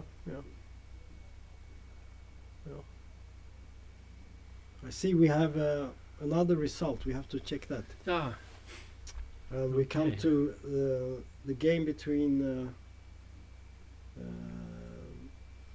Blomqvist. Esha Karavad and Erik Blomqvist. And we can go forward. We had this position here. Mhm. And we said that this position is not so easy because there are some problems. And we said that knight c5 might be good, and that was what Eric played also in this position. Yeah. Very easy move here. And now he played knight d3 in this position. There's also the possibility of taking on e5, but I mean this looks pretty logical. Rook d1 does not work because you can just take on b2. Yeah. So rook takes. Now we have a rook ending. I would be quite. Black is more active. Black is active, but still, due to the pawn formation, I think it should be good drawing chances. Rook b1, g3, king f8, a5, f5, and now came a small blunder because she gave away a pawn here. That's unnecessary.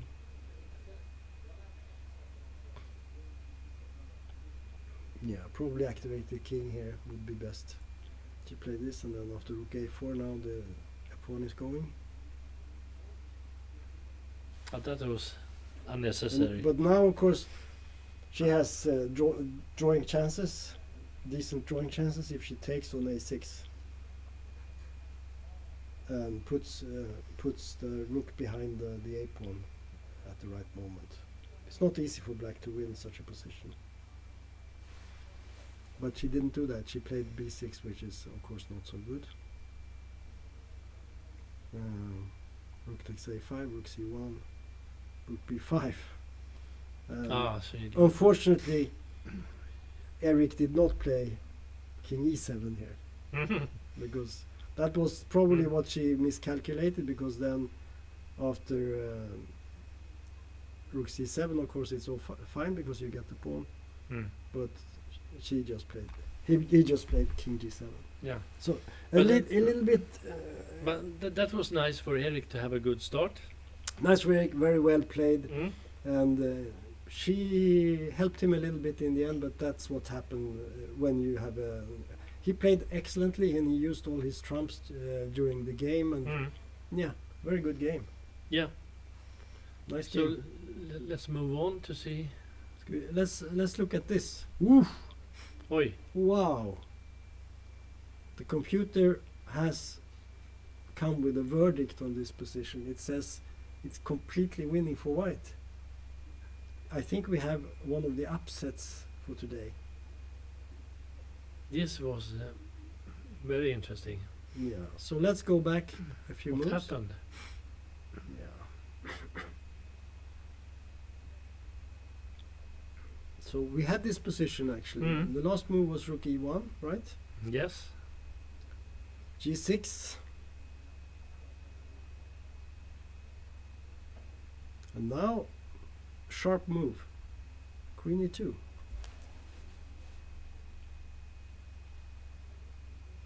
If you take on f5, Mm. white takes, and then there's a queen check, and the rook comes to g3, and it will be mate.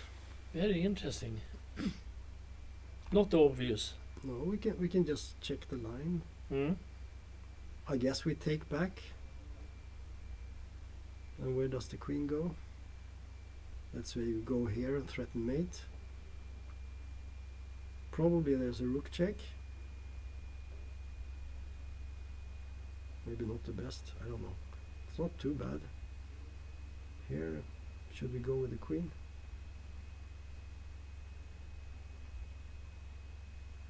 Yeah, this is over. Mm. Threatens mate on g8. Yeah. So king h7 came. c4. d7. Everything fits so well together. It's very smooth. Knight g3. Yeah. Knight d6. Bishop d5. But now he dropped a little bit of the advantage. Let's see where he dropped it. Queen c7. Here he played knight g3. Yeah. Yeah, it looks like there should be something maybe more decisive here. I don't know. But of course with little time the computer sees complex lines and they are not afraid to sacrifice a piece for. But What could he do? well, maybe move the rook somewhere. Rook h3 or something. Let's say we play something like this. Mm. Yeah, this is strong. Let's say you take. What do we do? Queen h5. Is that the move? Yes. Threatening to take on f7. Yeah. Threatening to take on h5. f5. Yeah, this is the way. So he got a little bit scared here. Mm. So instead of playing rook h3, which seems to be winning, I think looks good, you play knight g3. Of course, then you sort of gives black some breathing place. Even though I mean white is still of course much better, but it's not so Yeah. easy. Knight But d6, bishop d5, Real c4. advantage disappeared. Yeah, white is going home again. Bishop f6. But now again. C4 is. Yeah, now he got the pawn.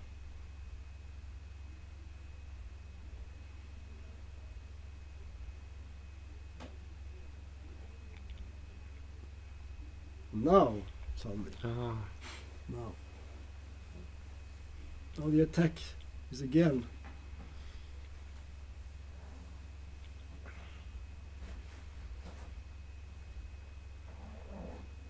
Yeah. This looks fantastic. b6. Knight h5. That's an interesting move. It cannot be taken, but what's the threat? Well, knight f4, of course, yeah. Mm.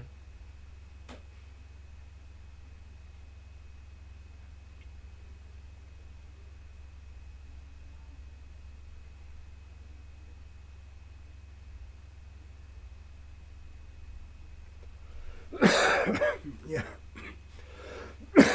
Sorry. This is horrible. It's a mate on It, G7.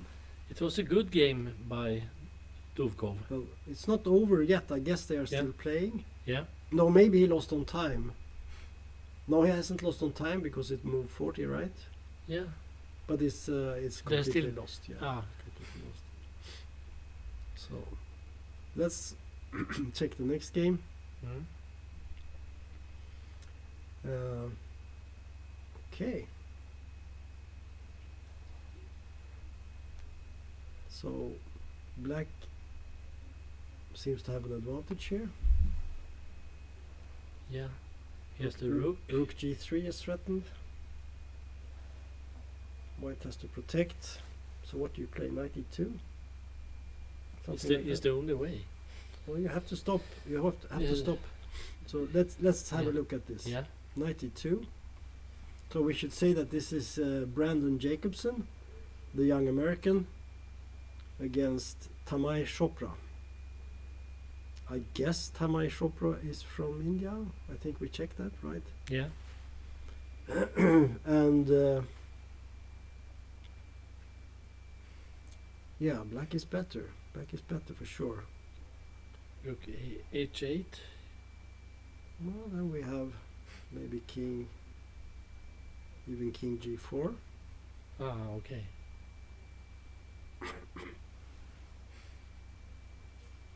But it's black's choice here. He can choose to play for a win or settle for a draw at any time. So I expect this to be most likely a win for black. But it's not finished yet. Mm. So shall we just see if there are any? Well, we have some other games that are, yeah, quite a lot of games that have been finished in the top 24 games. Should we take a little look at the Swedish? Yeah, Young Min and let's see. We can do that. We have creatine. Yeah. Interesting to see what happened in that position. We were not sure what to do. So we had this position.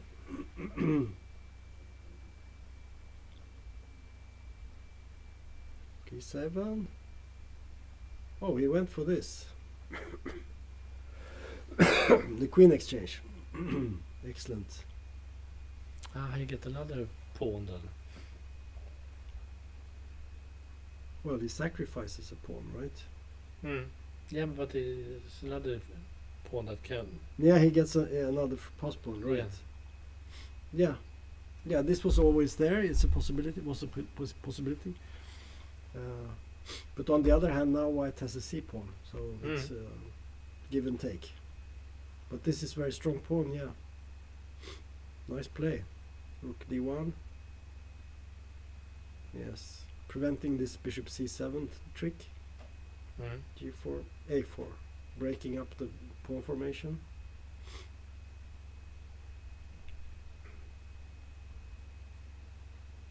h5, bishop h7, a5, knight.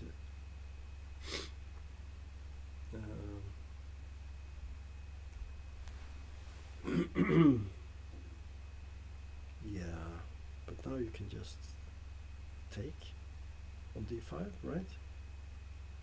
Yeah. No, this must be winning now. But I think Leo had some good ideas in this game. He didn't play so badly here. I mean, this was quite good play from his side. But in the end, Urkedal was he found the right way. It was not an easy game for white, but he found the right moves. Very nice. And then we have this game, yeah. And let's go back. Let's go back to the situation we had. He never came out with his pieces. No.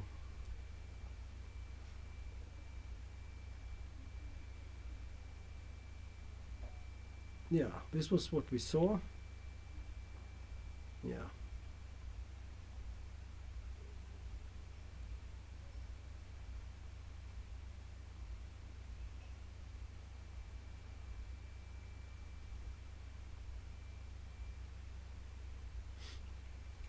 It was not easy to play with this. This was Yeah. actually what we said, that white is going to Mm.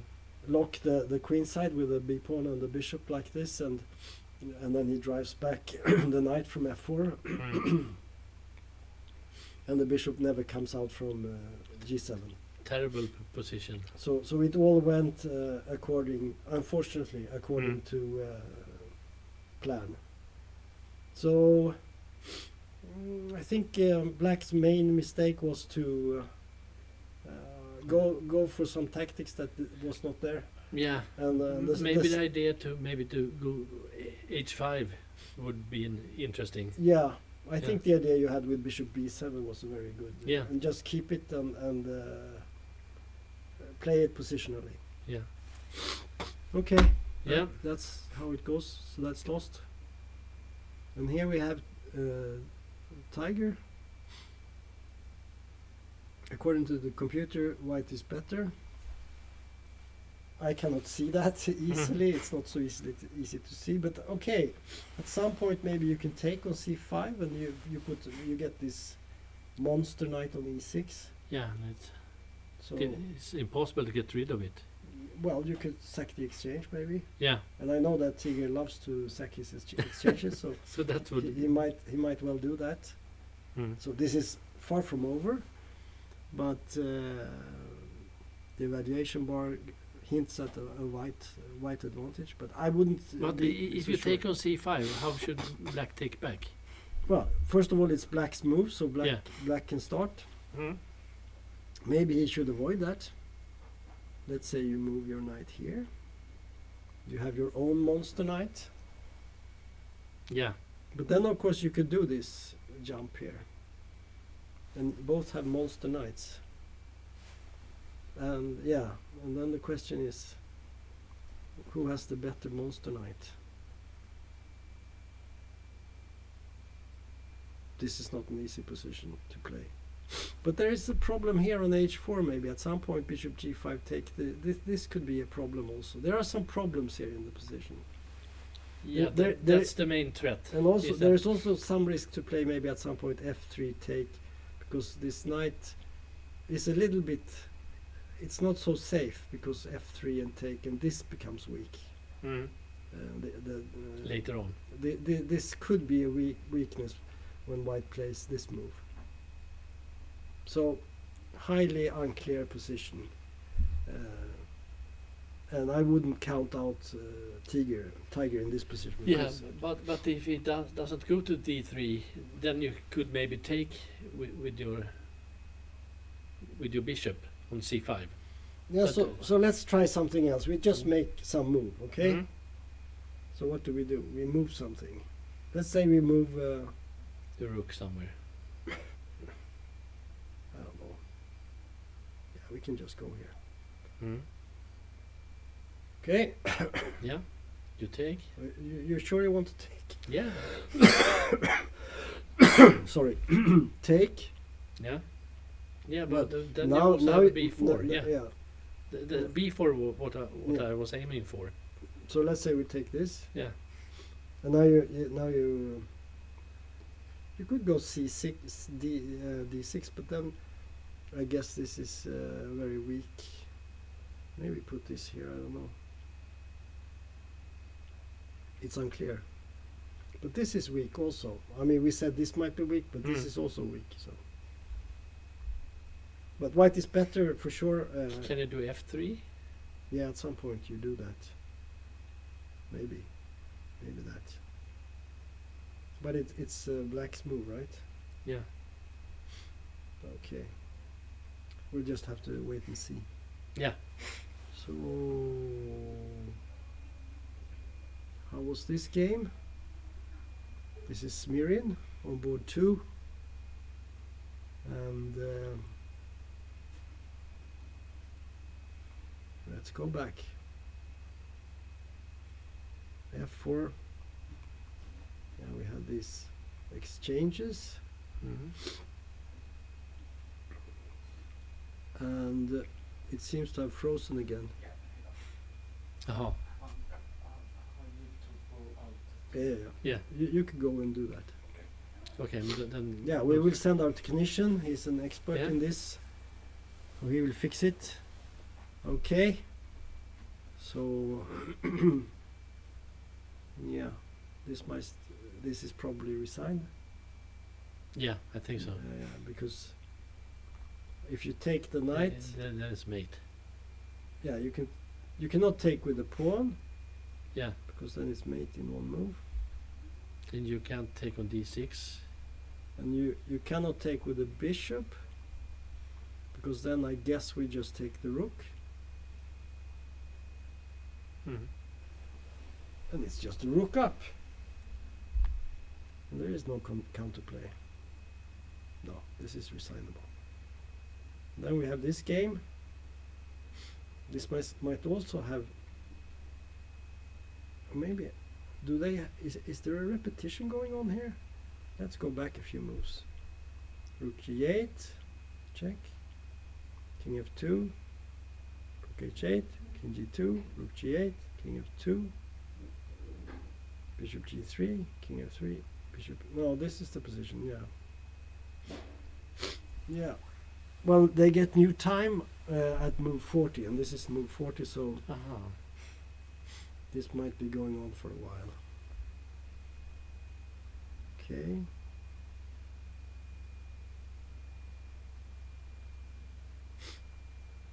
So what do we have here?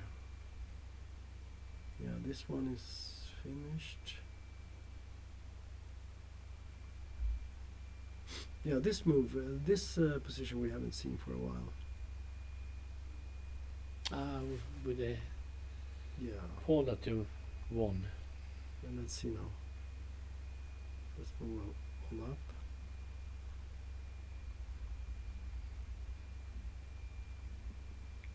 Yeah, as we said, knight f5 was the move, and this happened, and also rook c6. Your Mhm. suggestion was played. A good move, activating the rook, and it's important to be able to protect g5. So queen e3, king f8, rook e5, f6.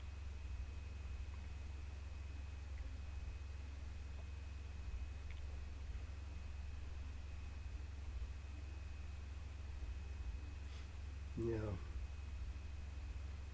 Black is clearly worse, but how do you break through? That's the problem.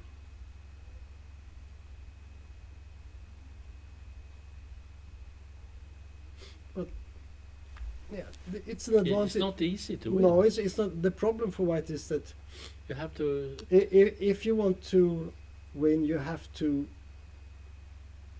somehow get your rook to a square where it does something. It's not. It's strangely enough, it's not doing so much on f5.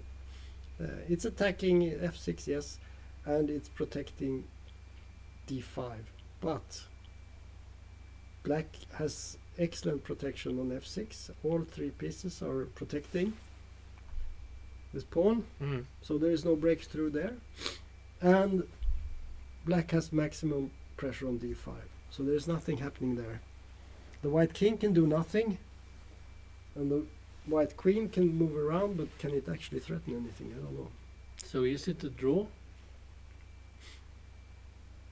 It's equal according to the. I would say in practice,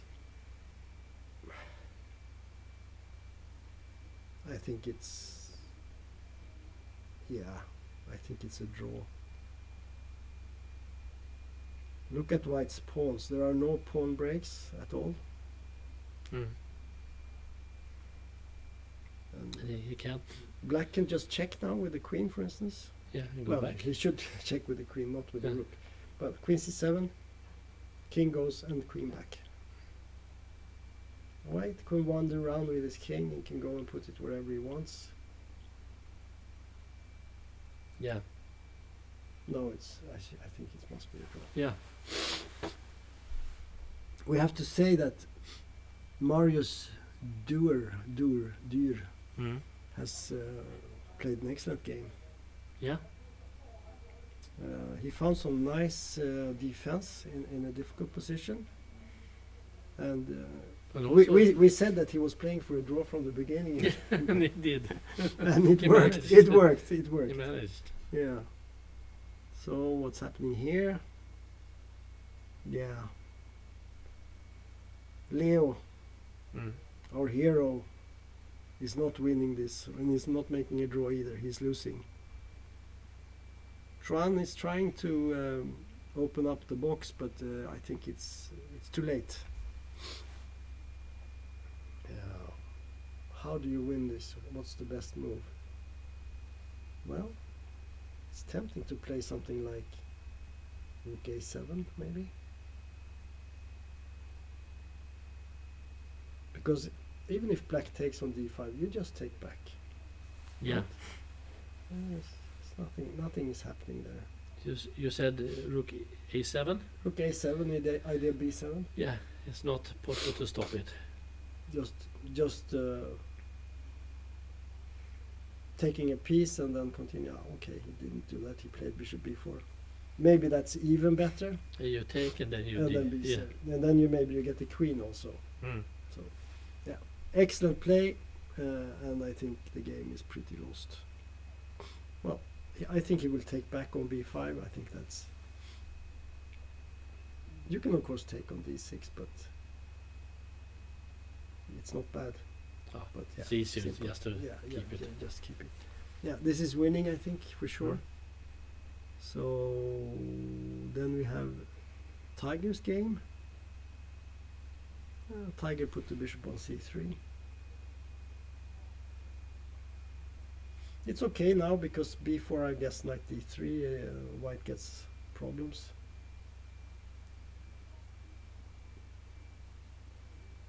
So I wonder, is this the move? No, it contains some advantage, but maybe it's not the best move. So the question is, what do you do here? We're going to cheat a little bit. Yeah. The computer, I think the computer thinks that white is better, and it suggests moves that don't really mean anything in this situation. That Such as? Yeah, like Rook C1 or Rook C2. I mean, these are not moves that really make a big difference, but they just keep the sort of the position. But then the question is there something? Is there something real in this position? Some real plan for white? Mm. Or is it just that white has more moves he can make? So is it perhaps a draw then? Or It could be a draw. yeah. But the question is, of course, It's much to play for, so it's if you do a so thing, much. if you do a thing like this, what happens then? Did he take or it was No, it no, your- that's me. But Yeah. the question is this something that leads to anything, or is Mm. it's not good? how to take back? This? No, the computer does not like that. Okay, then we take with the rook. Yeah, that's computer likes that more, which I understand because passed pawn is always a passed pawn. So we play here.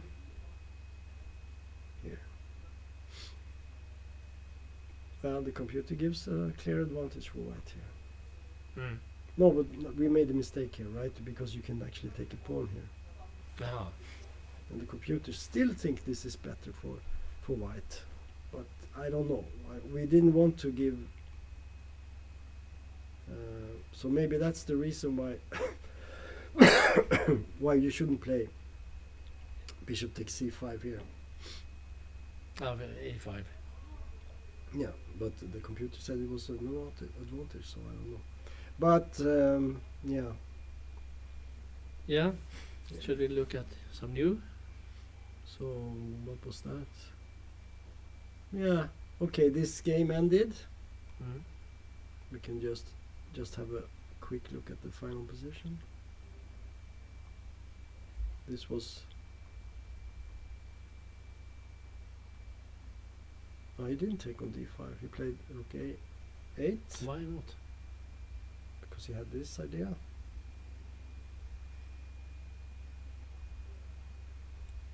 Yeah. Aha.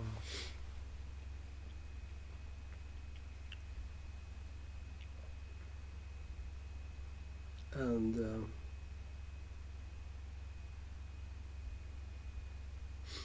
this game, yeah, that was resigned after e takes d5. Okay, not so nice. Tiger is still playing. Yeah.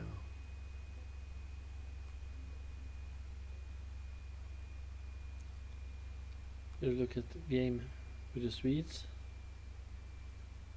So nothing happening here. This is probably over. And this, they are just going back and forth a little bit. Let's see what happens there.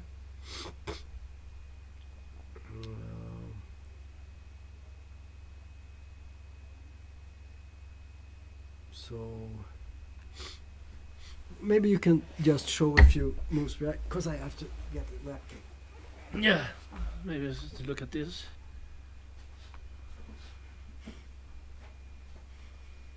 The move, the game between Wedberg and Sedestambarsk is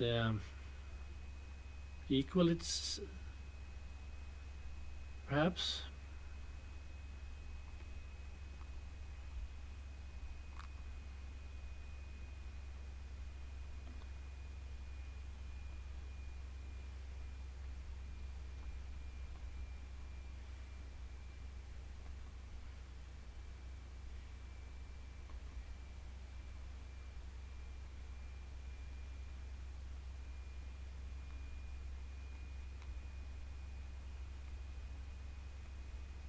It's a lot of Finnish games now.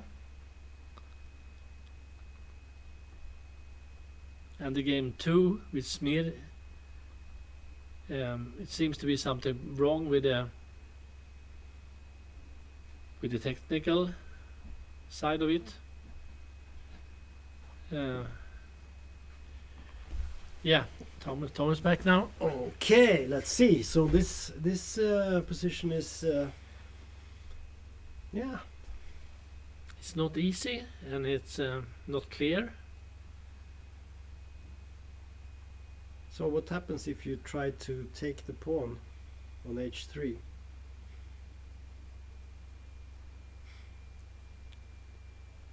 Who's you go like rook g3.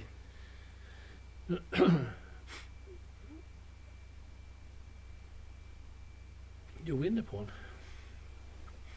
Yeah, but the computer is not so impressed.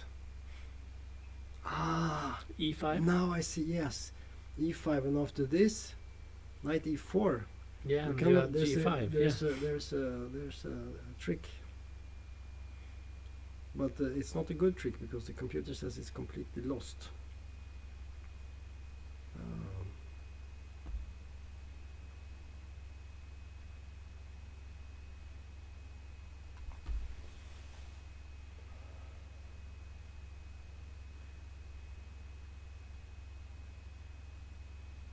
So E5 was a bad move. It was interesting. It seems. I don't know.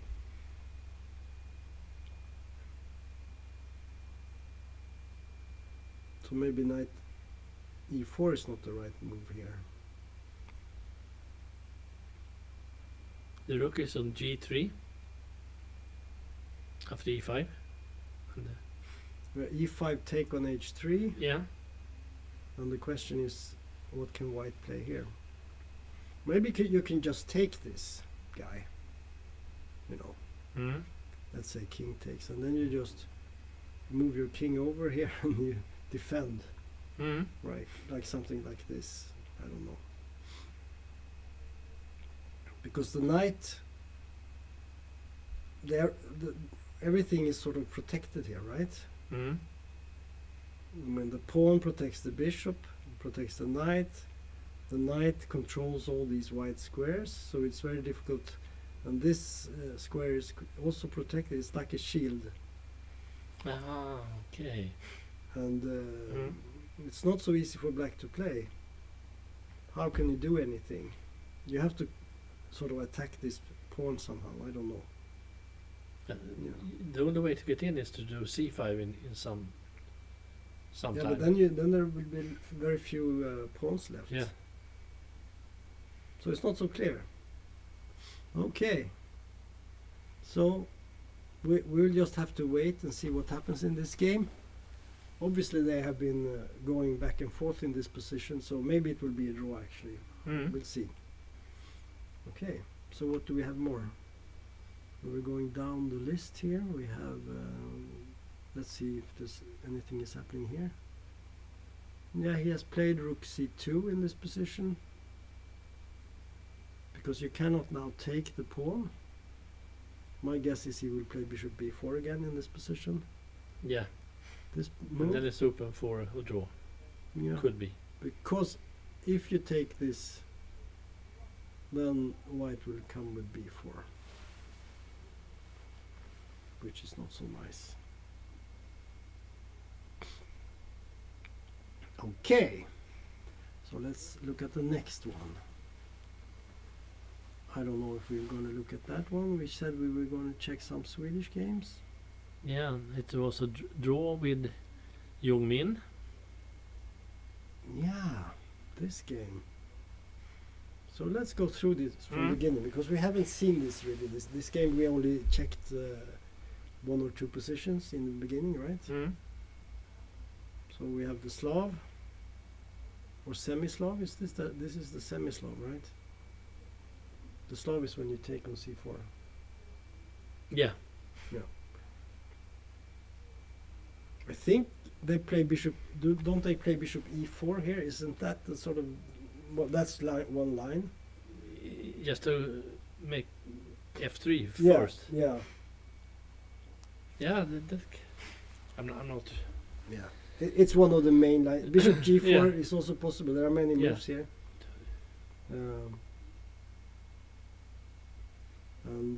Yeah. We had this position, and I think we looked at this position. Maybe it was this position. Yes, something here. Yeah, this was Mm. this was the position we discussed, and we said we thought it was sort of even. It's not so easy to see a clear plan, but in the long run we thought that maybe the bishop pair could be something. So let's see what happened. Okay, so f3 was played. Yeah, Mhm. I thought about that. It's a logical move, Go for e4 at Yeah. some point. and you could maybe at some point you could redirect the bishop, put it on f2 or something to protect the d4, and slowly start a pawn attack. Yeah, put the queen on d3. Yeah. Rook e8.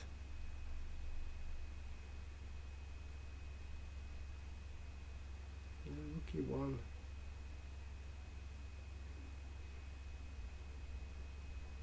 Yeah, I would be tempted to play bishop e1 here, maybe. Something like that. Try to get the bishop around, maybe. I don't know if it's good. Yeah, it's no hurry because black can't do so much. It's true. Well, black could try to do something on the queen side, but it's not so easy. Anyway, he played rook e1, queen d7, knight e2, yes. But now he can attack a4, knight f4, g5.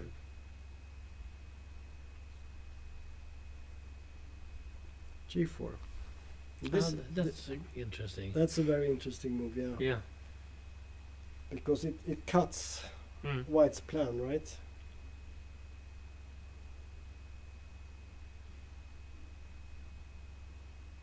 Okay. Knight d5. Because if he would take here like this, then the e4 square would be black's, Yeah. and e4 would lose all its power because it would only weaken the d4 square. I guess in this position, I think you could maybe play even this move, I think so. and suddenly the knights look much better, right? Because of the weak squares. And Bishop d6 and you can Yeah. Yeah, because if you take you take here, and the flexibility in the white pawn formation is gone. Yeah, So black is better. so g4 was a good move. Yeah, Very and interesting. the mistake was not to prevent it then. I think he used up too much. Maybe used up too much moves. Because he played rook e1 and knight. There was many moves, and he allowed this g4. Maybe he forgot about that. It might be possible. So knight e5, queen d6. Interesting. It's a pawn sack, but he has immobilized. I don't know. Should be a little bit better, but h4.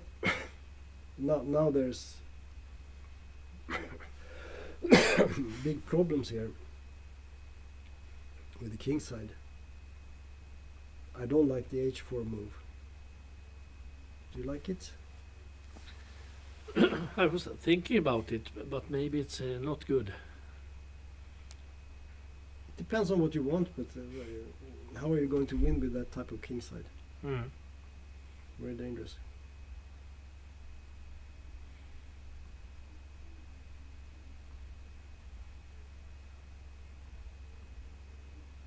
Yeah.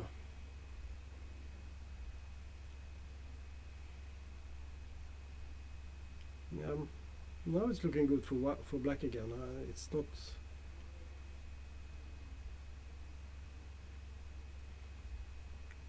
F5.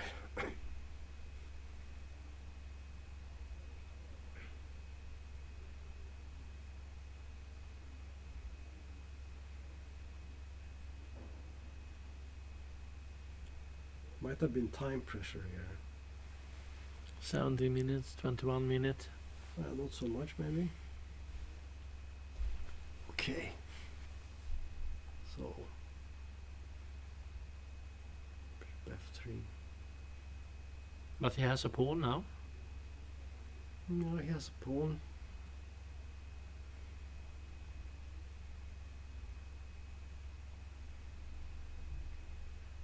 Now comes an interesting move from black side.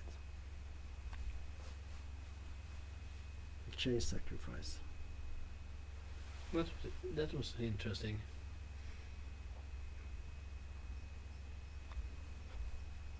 And I think it was in the right moment because suddenly black looks much more coordinated, right? And white has weaknesses. d4 is weak. g3 is weak. The king is slightly weak. And the rooks are not connected. So they are not so strong. It's difficult for white to play now. Bishops. It's threatening the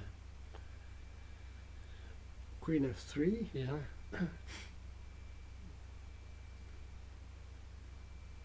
Bishop c2, threatening to take on g6 or maybe h5. Now comes a really fascinating move from black. Knight f4 check. Take and take with a double threat. Rook e3 and queen takes a1. That was something that he missed. But that was easy to miss, right?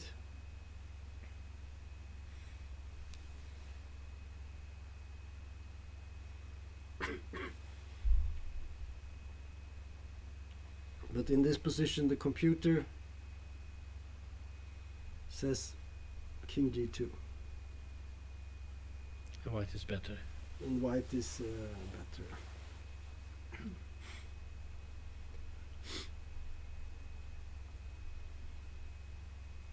But it gives a line that is again very tricky.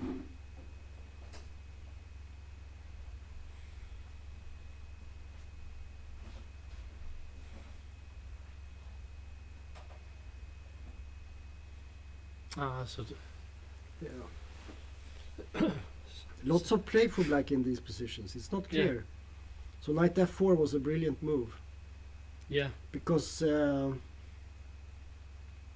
if you say, well, but I can always go here, then there is a nice touch mate. Yeah. And if you try to go here, that is not good either, because then I guess you could also, it's the same thing basically, isn't it? You just take here, and then you come with rook e3. Nothing is better because you don't take the knight, right? So you have to take. And now this. And he played rook e2. Take.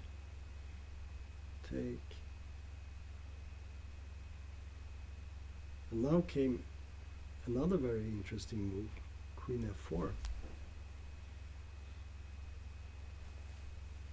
What do you think about that? Surprising. It's all based on the fact that this rook is doing absolutely nothing. And it takes several moves to get it into play. And there's a mate threat. Yeah. And it's very difficult to prevent this mate. So let's look at some alternatives. G2? Queen g2, yes. Then there's check. Let's see now. Where do you check? F5? No.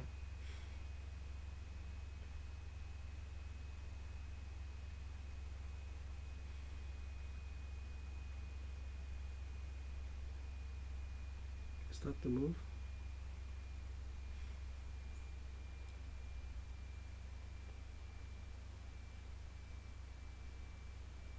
I don't know.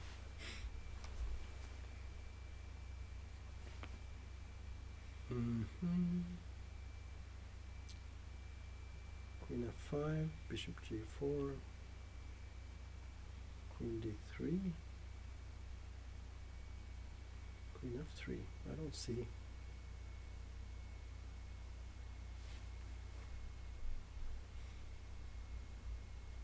E3?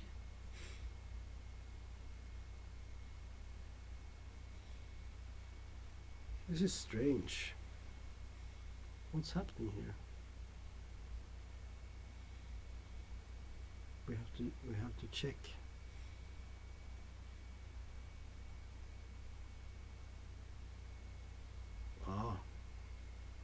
On queen g2, the computer says It's winning. queen e5. Yeah. And the point is, of course, that the rook cannot hide. This is really deep. After rook f1, we have queen f5, and we pick up the rook. C1? And rook c1, we go to e3, And pick it. and we pick it up. Because, I mean, he could have taken the rook here, but he found queen takes f4. But Amazing. Amazing move. Unfortunately for him, Jung-min also found a way to save himself.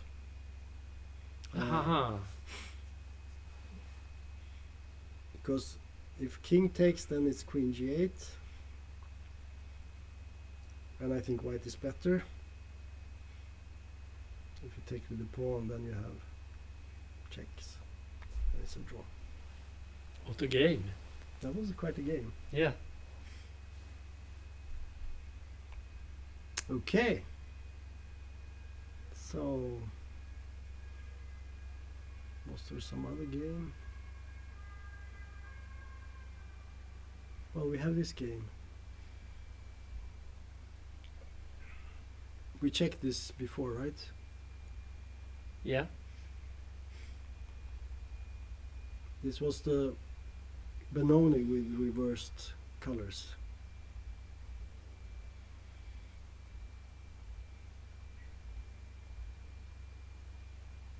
Okay, he played the rook e7. We talked about f5 and things like that, but he played rook e7. Knight e4, bishop e6.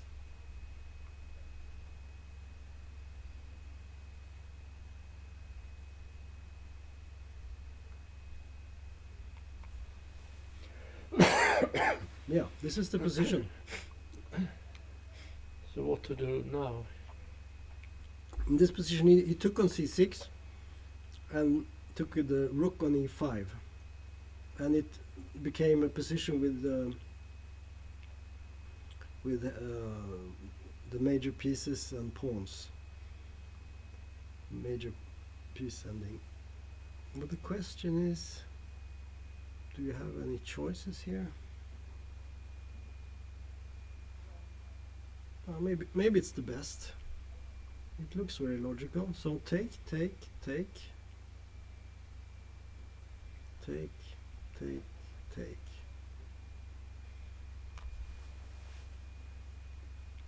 So we have equal material, but white has better pieces, right? Yeah. The pawns are not necessarily better because the weakness here is compensated by this weakness. So this and this are both weak. Queen b6 maybe sometime. Yeah, rook b8 and so on. Yeah. But white's rooks are more active, and black is defending in this position. He's defending here, he's defending this guy, and he's defending this guy. And he's not threatening. So let's see. Queen f3, Queen e4, e2, rook b8, b4, ab, ab. Yeah. Rook e8. Okay. Here he made maybe a slight mistake because he played rook c5, and then suddenly black could play rook e8 and get a more convenient way to protect with rook e6. Something like that. So what could he have done here? I don't know. H4? H4 maybe. G4 maybe. Something. Yeah. Let's see what happened. Rook c5, rook e8. He went back. Okay, they went back. Queen h4, king g7, rook e7, queen e8. That's a nice move. If you take the rook. Yeah. Sorry. If you do f6, you'd rook e8. Right. Yeah, you threaten rook e8, right? But Yeah. He played king here. Yeah.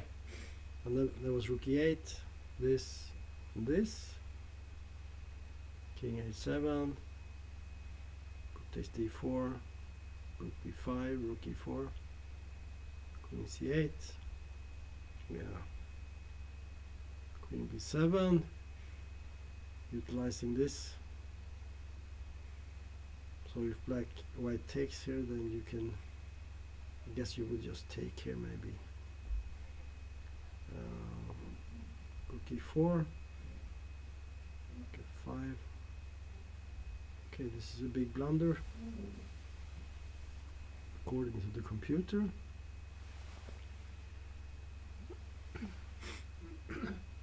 Yeah. Was it a blunder? Well, I think g4 is a possibility here, and that happened also. Rook d5.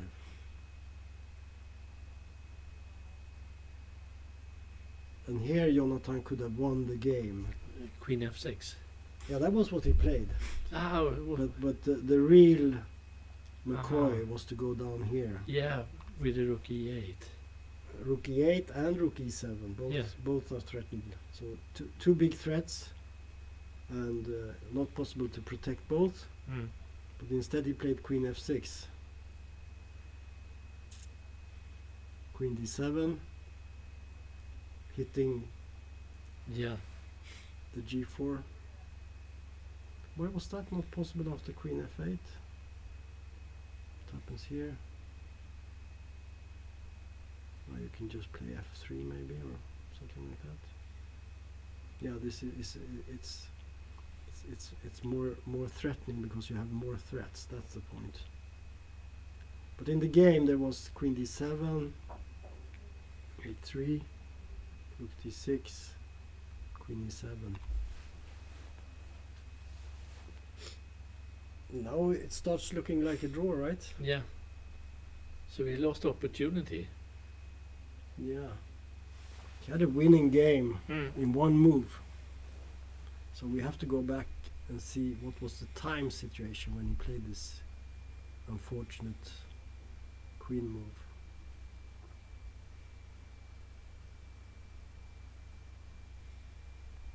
Well, he had a half an hour. Half an hour is And his opponent had only 43 seconds. Oh, And he probably played immediately because he was already, winning, he thought. yes. That's kind of sad. Yeah. I've made those moves myself many times. It always leaves you with a Yeah. poor feeling. I mean, you play really, in many ways, a very good game. Yeah. And then in the end, you just cannot find the right move. Yeah, it was a draw. The game was a draw. Yeah. Is that all games now? We've seen most of the games, I think. There are still a few games. Let's see. Well, this game is over. I think this should also be over. I don't know if this has, if this is frozen. It's a draw, probably. Maybe, I don't know. Yeah. It's not impossible, at least. This is probably still played, but we have already decided that this should It's be a not draw. possible, yeah. It should be a draw. It should be a draw. Yeah. Yeah. So everything Then we is- have one last, but we haven't followed this game, and I don't think we're going to start following it. No. So, Yeah. what do you say about today's round? It was very interesting games, I think. I liked it a lot. Which was your favorite game? My favorite game.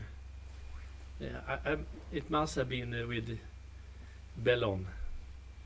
That was your favorite game? Yeah, Really? I think it started interesting, and then it was he was really in a bad situation. It's one of the interesting game, I think. Yeah. I think if you want to give, you could say that Sasikiran, he had in a way an easy game because he was probably better prepared than the opponent. Yeah, But the way he played it was excellent. yeah, that was also a beautiful game. That was a beautiful and nice Yeah. game. It was so easy when you saw it. Yeah. Yeah.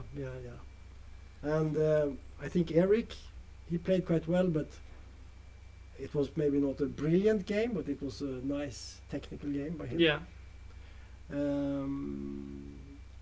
Then we had this struggle with Urkedal, the Norwegian. That was a good game. That was it's also a good game. very yes. good game with chances for both. And as Yeah. you said, Beon, he had this fantastic Queen A5 move, and Yeah. he got, I think, quite a good position. And let's see the critical moment in that game, just to remind ourselves. Yeah, somewhere here, Yeah, things started to go south. He played G5, which is probably not very bad, but the idea behind it doesn't work. yeah, And it's always, once you create pawn weaknesses, it's difficult to do anything because you cannot get rid of them. yeah, But he had your idea here, bishop b7, which is counterintuitive because you don't want to do things like that. You want to stay on the diagonal and so yeah. on. But there's no way to h5 next, and then you have to move, and then you Yeah, can come back. yeah. And then in the end, with the queen to c3 and everything, it just didn't work. Yeah. Okay, we have this game. This actually ended in a draw. Tigers game. We had this, and they just repeated. It's became a draw. Nothing happened.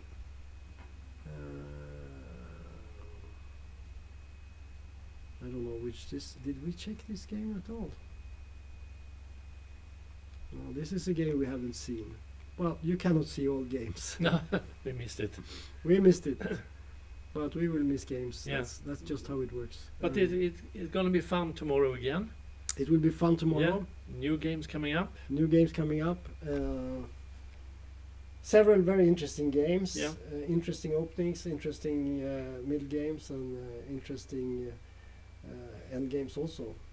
Yeah. So thanks a lot, Tom, for having me today. It was it's nice of you to join in. I've enjoyed it a lot, and you had some very good insights. I learned a lot from you. Thank you very much. I learned from you, Tom. Well. Yeah. Well.